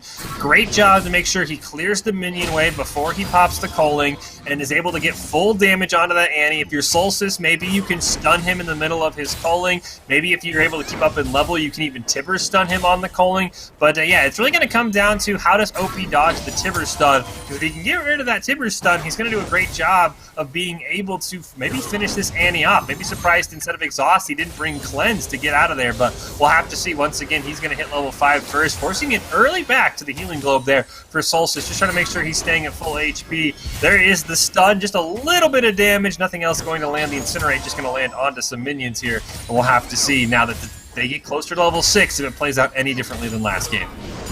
And in terms of CS, OP just taking a little bit of a lead now with those minions. Is going to be able to push just a little bit closer to that tower and get a few shots in on it as well. Yeah, now we do see the minion wave is standing in the way there, so OP going to have to make sure he clears that now that he is level 6. Solstice going to have to clear through this minion wave. Actually, he will hit level 6 there. I thought he might have to get a little bit more minions, so now we see OP respecting the stun from Tibbers. Solstice going to have to be very careful.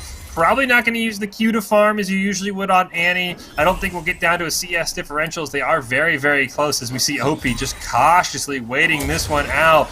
There's the Tibbers stun. Can he get the full electrocute? It looks like he can. The heal going to land onto both players though. Teemo going to get beat down by the turret. And even though it landed, a great job by OP to dodge it. And he is going to keep himself alive, chugging some health potions in the process. And we'll have to see what he can do while Tibbers is on cooldown. Yeah, like I said, just a little bit of expecting a little bit more. He should still have culling available to him, and we've seen in the past few matches able to easily get Solstice down to just a quarter of health because he can just time it so well, not letting those minions get in the way of it. So that is still a big tool in his tool belt right now with Tibbers on cooldown for Solstice. Yeah, now Tibbers is a very, very short cooldown, so it is going to see, as we see, nearly 50% of the way done. So it's not like OP's going to have a lot of time like some of these other mages with their long level 1 ultimates. He's not going to have a lot of time to get all this damage in onto Solstice. We see he still hasn't even committed the culling yet. He is a little bit ahead, but not for long. I think this minion wave somewhere in there, and he should level up to level 8. So it's going to be curious to see how OP thinks his strategy is. He might even have to resort to the farm strategy. We see he is up by 9 CS. Now there's a lot more minions on the side of OPs that are still need to be destroyed by Solstice. He'll have to farm those under tower. But yeah, for right now, be very curious to see what's going to happen. Yeah, definitely. If he's respecting the Tibbers a lot more and just being a lot more cautious with it, that might be his ticket out, is either the CS or the tower victory there, as we are going to be getting right back into the round very soon here. And we might actually be having a little bit of a technical difficulty. Nope, we are right back here.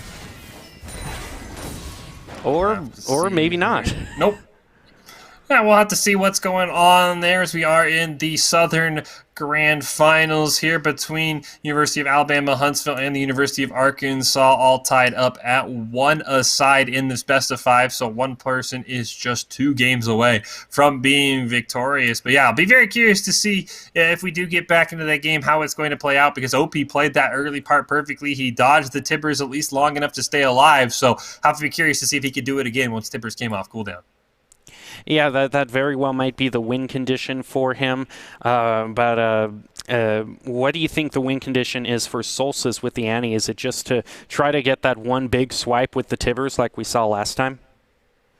Yeah, I definitely think so. I didn't quite get a look at the CS numbers before our technical issue, but I do believe OP was leading somewhere in the 4 to 7 range. I know there was a big minion wave pushing towards the tower, so I think it might have been a CS game for OP had he been able to play it out. So yeah, Solstice will have to land the Annie stun there. We'll have to see. They are switching sides, so I don't know if we had a result from that last game or what, but we'll have to see hear in our ears from production exactly what game we're on and how the players are stacked up here as we are in the Southern Grand Finals between the University of Alabama Huntsville and the University of Arkansas. Well, whether we are one game ahead or not, I do imagine that the situation is still pretty similar to each other. Both players now knowing what to expect of each other at this point, both getting used to each other's picks. Welcome to the Howling. Yeah, I mean, this with the run back here, it will be curious to see. It might have even been something as simple as they had forgotten to switch sides last time, and so they had to just switch sides for fairness. It could be something as simple as that, just sort of a reset in the entire game, which would feel a little bit, maybe unfair to both players, but no one had died, and the CS lead was so minuscule that I don't think anyone will be too upset about it. So we are now, as far as we know, they are tied at 1 aside here in our Southern Grand Final between Arkansas and the University of Alabama Huntsville, and we'll have to see how this goes out here. It is the Annie and the Lucian. Solstice winning this matchup one time earlier with a level 6 elimination. OP gonna see if he can play around it once again. Now both players just sort of biding their time. Tibbers definitely is something that is going to have to be on OP's mind as he gets stuns a little, just taking a little bit of damage from the Annie there, but not too much as both of them are basically even now in health. Actually, Annie taking a little bit more, Solstice now down just a tad bit more than OP right now. Yeah, I will say Annie definitely has the extra health potion, though, so that is going to be an extra 150 healing. Solstice will be able to pull off as his first health glove is going to be stolen away there by OP. He will take a tower shot, though, nearly canceling out all of that healing. No player choosing to chug a health potion just yet, so Solstice going to have it. There you go. You can see the green effect filtering around the Annie, so that is going to be that first health potion use. So now both players left with just 2 as we do near that level 6 point. See if OP can maybe land a full culling onto Solstice. See if the Tibber stun does make a bit of a play as we see Solstice building up that stun to be available. No flash though, so he's not going to be able to get in range besides the speed up from the Molten Shields. We do see OP now level 6. A couple of minions in his way. This might be a culling. It is not going to be. I actually thought he was going in. There's the culling onto Solstice, dropping him very low. Will take a tower shot in the process. Solstice forced to heal up, and OP now going to do a lot of damage to this turret. And unfortunately, Solstice wasted the stun, so he's got to build it all the way back up. Just one more ability, and then he will be able to have that stun for Tibbers. But he took a ton of damage, forced to chug through both of his health potions right there. Yeah, and now OP finds himself with a lot more resources in terms of the health potion and just being able to direct this match a little bit more. You have a lot of control when you are able to get the tower down that much. You sort of force the other player to really decide, okay, do I just have to kind of risk it and dive in? And right now, the Tibbers is going to come out. OP just comes running back towards his tower. Tibbers taking a couple tower shots. Is OP going to be able to survive? Right now, the Tibbers does go back to the center of the field, so it does look like OP just surviving there, using some health potions, though, to stay alive. Yeah, but Solstice going to try and finish, and he will. Without Tibbers, the turret's going to take him down, but it's not going to matter. So the Tibbers stun enough to weaken OP down to where Solstice is able to execute a perfect tower dive. The exhaust not enough to save OP. So University of Alabama Huntsville able to pick up another victory here, potentially putting themselves on to match point with this Annie play, something that I did not expect to see in this tournament at all. No, I didn't, and we have been talking so much. We've been talking so much about counters to the Lee Sin, counters to him, that we have neglected to think of all the Annie counters that are out there. Yeah, and it really just goes to show you how different every region is. I mean, I know if you look at the professional side of League of Legends, the LCK, the LCS, the LCL, all of those just have different metas entirely. I know in like the LCK, for example, Pantheon, considered an S-tier support. It's something that we've seen LCS in NA dabble with and not very successfully. And then we see here, we saw a ton of Lee Sin, a ton of Akali earlier in our Midwest, West regionals. We saw a ton of Lee Sin in our Northeastern games. And now we're in the grand finals match point in the Southern regionals, and it's an Annie lock-in immediately. So it's just cool to see how different regions play, how different players play. It's always a lot of fun to see different champions come out. I think that is one of the bigger complaints with League of Legends at the professional scene is there's about 20 to 30 champions that are played on repeat. And right now we're seeing a new champion entirely, Syndra, a very powerful mid laner, definitely someone who can 100-0 you at level 6, being picked up there by OP. So we'll have to see how this works out for him. Now, Syndra's definitely a classic example of someone who cannot just spam abilities around in the Howling Abyss, because mana is not easy to come by as it is. Our Southern Grand Finals, this is Game 4 between the University of Alabama Huntsville and the University of Arkansas, and Solstice, the University of Alabama Huntsville player, on match point with his Annie, currently leading the series 2-1. Yep, this is do or die in terms of OP needing to pick up a victory here just to drive it to the tiebreaker.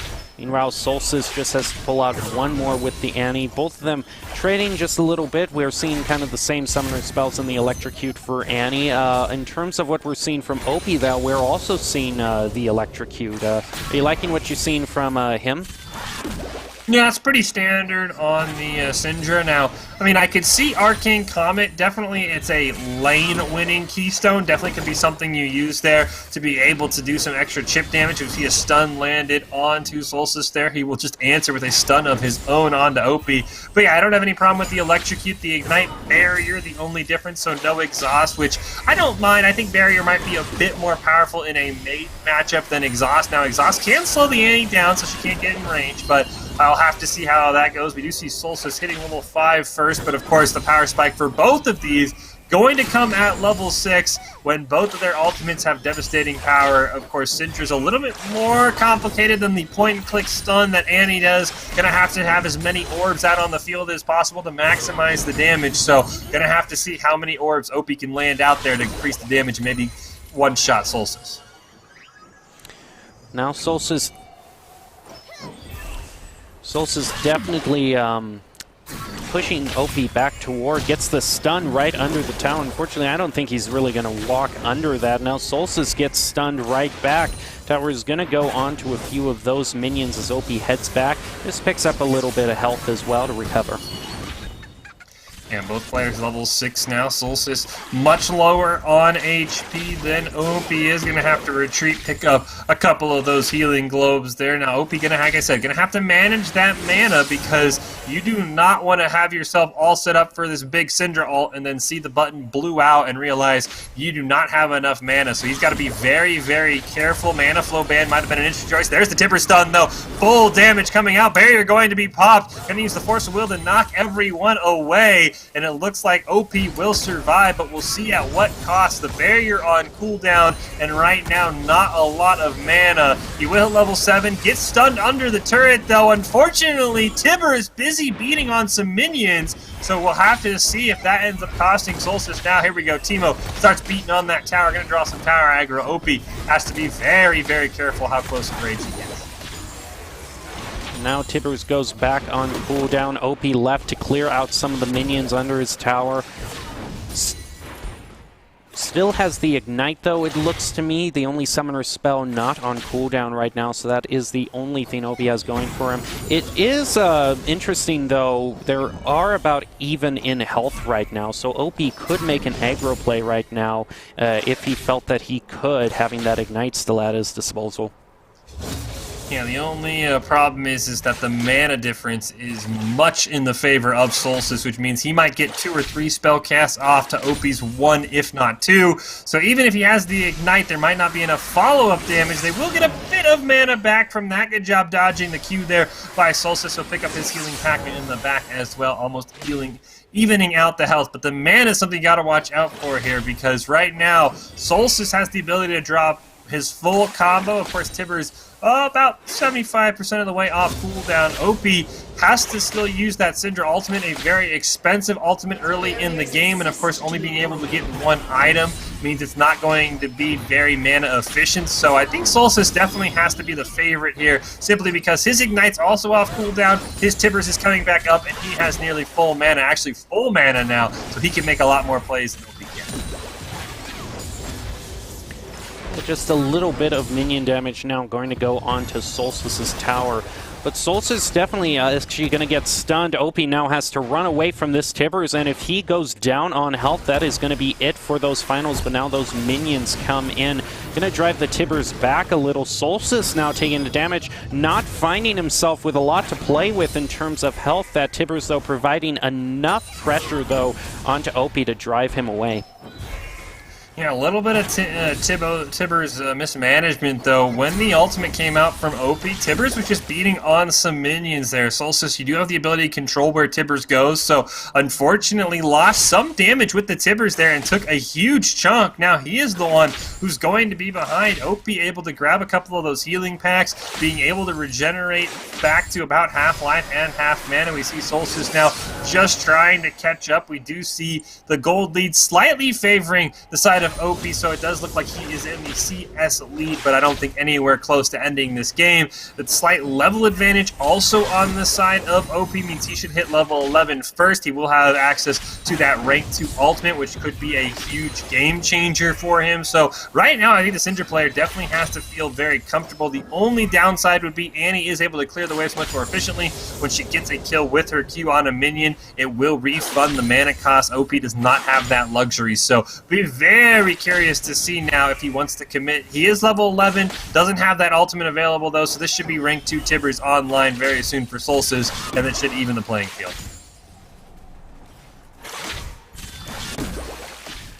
Well, OP, all of them actually do have all their summoner spells still on cooldown, but like you said, that Tibbers coming back should be able to even it up a little bit. Solstice also, like you said, also still having all of that mana still to play with, so making it a lot harder for OP to decide where he, wants to try to do a dive or offensive play. And now the level difference, though, is quite huge. Actually, a full level. Opie hitting level 12 as Solstice hits level 11. Now, a lot of this is due to this entire minion wave beating on the turret of Solstice, so he will get some of that back, but we'll have to see if that level advantage plays any role. Healing pack going to be picked up there. We do see OP at much more health, but we'll have to see how long that lasts. There's the ultimate! It's going to be answered by the Tibber stun. Ignite ticking down on Solstice. He's going to go down. Great play by OP. Going to force us into a Game 5 here in our final match of the night. Yeah, very well placed ultimate is going to drive it down to the final tiebreaker of the night to decide who goes home with the victory in the Southern Division, OP versus Solstice. So we're going to see University of Alabama Huntsville, University of Arkansas, both could take home the championship here tonight. We've seen a lot of great plays tonight. I just never thought it would come down to who can play around the Annie more. But definitely a very fun night thus far. Fish, is there any final thing you want to see, like just any wild predictions as we head into the final match? Well, I definitely thought Opie would run back the Syndra. I'm not sure if Solstice is going to want to run back the Annie. I don't ever feel like he was in control in that matchup. I felt like the Syndra, once he learned how to manage his mana, just kind of felt like he was ahead. But it looks like for now, Solstice is going to hover that Annie. So I would have said, I don't even know if I would have called it bold. I would have thought Solstice might have brought us all the way back to square one. Maybe bring out a Renekton, a Lee Sin, something that can sort of take that poke damage from Syndra a lot more effectively. But we'll have to see. Definitely Solstice, at least for now, hovering the Annie, clearly showing that he believes he has something left in him, because I did not think that Annie was really ever in control of that match. There was one point at level 6 where Syndra was low on mana. Solstice tried the full combo. I believe he missed the Incinerate, unfortunately, so he did not get the Electrocute proc, and Opie was able to walk away with about 20% HP. But yeah, I don't know if the Annie's the best pick here, but I guess Solstice also has to weigh if the Syndra run back is even on the table. It is blind pick, so he has no idea what he's queuing into right now. Yeah, Solstice definitely taking a long time. Finally is going to lock on the Annie, putting us just mere seconds away from the final match tonight. It is going to be the grand finals in the Southern Division of these AVGL League of Legends trials. University of Alabama, Huntsville versus University of Arkansas. All has led down to this final match. It's going to be Syndra versus Annie in Howling Abyss. And unfortunately, we aren't going to be able to see the items in this match here. So unless it really comes down to a CS victory, that's shouldn't have too much of an impact, since we haven't seen any. We've only seen one CS victory tonight. You see someone in the chat getting a little bit of ribbing towards Arkansas. Arkansas has computers. Well, yeah, no, I'm not sure if, that insult is warranted. We'll have to see. But right now, Solstice doing a really good job here in the early game. But I really want to see how this level 6 is going to work, because I think this level 6 is the only point the Annie can win. As OP's mana pool gets bigger and bigger, he's going to have more range to be able to drop that ultimate. So level 6, maybe 6 to 8 is probably the Annie's victory range, unless it gets down to a CS victory. If that's not the case, I definitely think Solstice in for a long night. I don't know how much longer of a night it can be, Fish, since this is the final match of that night. I can't see this not going on for 5-10 minutes longer. Well, I mean, last game they both got to level 12. If Annie doesn't secure a kill here at level 6, I think we're going to see another level 12, level 13 game. So we might be in store for another 5 to 10 minute game, Jim. We'll have to see. This is going to be the pivotal moment, as we say. None of the summoner spells have changed. None of the keystones have changed. Ignite Exhaust on the side of Solstice, Ignite Barrier on the side of OP. Both players bringing the Electrocute here. But yeah, I think if Annie can't pick up this kill on the first Tibbers, you can wave goodbye to a victory, and it's just going to be OP dragging this game out until about level 12, where he has enough mana to drop his full combo. But I've been wrong a couple times tonight. We'll have to see if I'm wrong here in a couple minutes. Well, Solstice taking just a bit of damage right there. Not really sure if it's going to make that huge of a difference, although we have seen those early leads in health start to turn into big ones, although it looks like Solstice is going to go back to pick up some more health, just heal back up, even it up a little bit. Yeah, and we'll be curious to see if we do get to a CS victory. It's about 5.7k gold or so that the winning player would get to. So since we can't see the CS, we'll just have to keep an eye at the gold totals at the top. Already a 200 gold lead for OP, so you definitely know he is leading that CS. So it is a little bit misleading, as in ARAM, you do get 5 gold even when a minion dies without you last hitting it. So definitely going to be a little bit harder to keep track of here, as we do see OP once again having the level advantage. Might have even landed a stun onto Annie off camera. He was able to get that, unfortunately. Mana restraints on the Syndra going to prevent him from picking up a kill, but right now Solstice not finding himself in a very comfortable spot. Has not even gotten in range to drop this Tibbers, and I think this is where the victory for Annie starts to fade. He goes back, grabs up both health packs, still has less health than OP, who's sitting at full health. Now the mana's the one difference, but OP's been playing this very, very passively and has a level advantage right now. Yeah, just going to probably wait until that level advantage is to the point where he can make an ultimate play like he did last time. Some damage now going onto the tower of Solstice. Solstice really hasn't pushed past the midway point at all anytime this match has really just kind of stayed on his side for this whole, just a little bit over 4 minutes now. Yeah, we'll have to see what Solstice can do. I definitely think, here we go, gets the Tibbers stunned with the speed up. Barrier going to be used, throws the Tibbers away. Very interesting play, out of mana as the exhaust come out. Barrier going to be burned as well, but a great idea there by OP to launch Tibbers away from himself, preventing some of that follow-up damage. So, good job by OP as we see Tibbers, aka Teemo, with this Annie skin charging down. Gonna take a couple of tower shots and then retreat. Now going to try chasing that Syndra, but unfortunately not going to get in range. I don't think OP plans on committing. I think he's realized last time that when he hit level 11 and he had the ult on cooldown, it definitely extended this game by a few minutes. So would not be shocked here unless he finds just a perfect opportunity like he does right now. Ignite going to be used, and that is going to be it. OP going to pick up the victory there, coming from behind, solving the Annie with the Syndra 2 games in a row.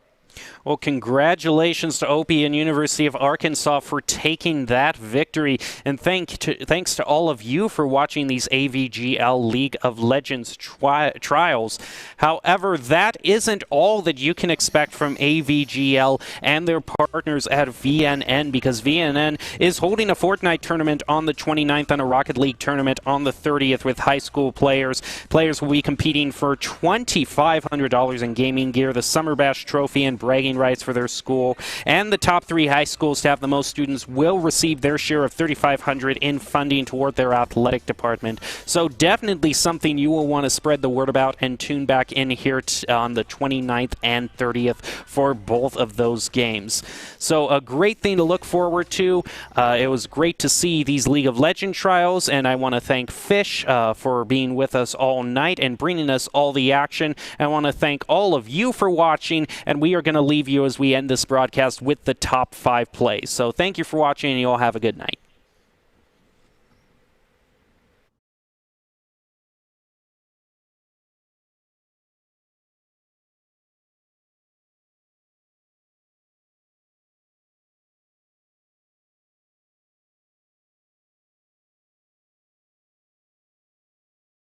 And Snoops just barely gets it. Another one where both players go down in a matter of seconds. But the game said Snoops got first blood, so that...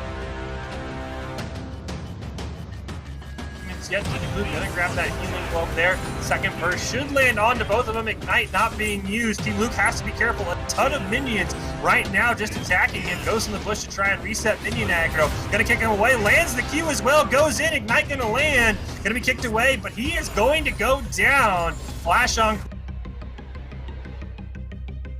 Many still managing to put such great pressure as the next wave of minions comes on. So both in CS, Too Many has just been leading basically all this match thus far.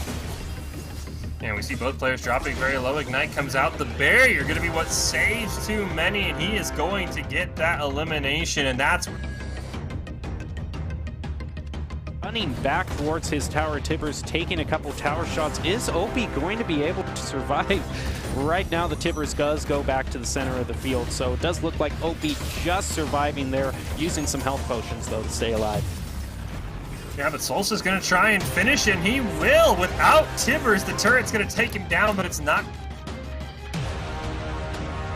on the turret of Solstice, so he will get some of that back, but we'll have to see if that level advantage plays any role. Healing pack going to be picked up there. We do see OP have much more health, but we'll have to see how long that lasts. There's the ultimate. It's going to be answered by the Tipper stun. Ignite ticking down on Solstice. He's going to go down.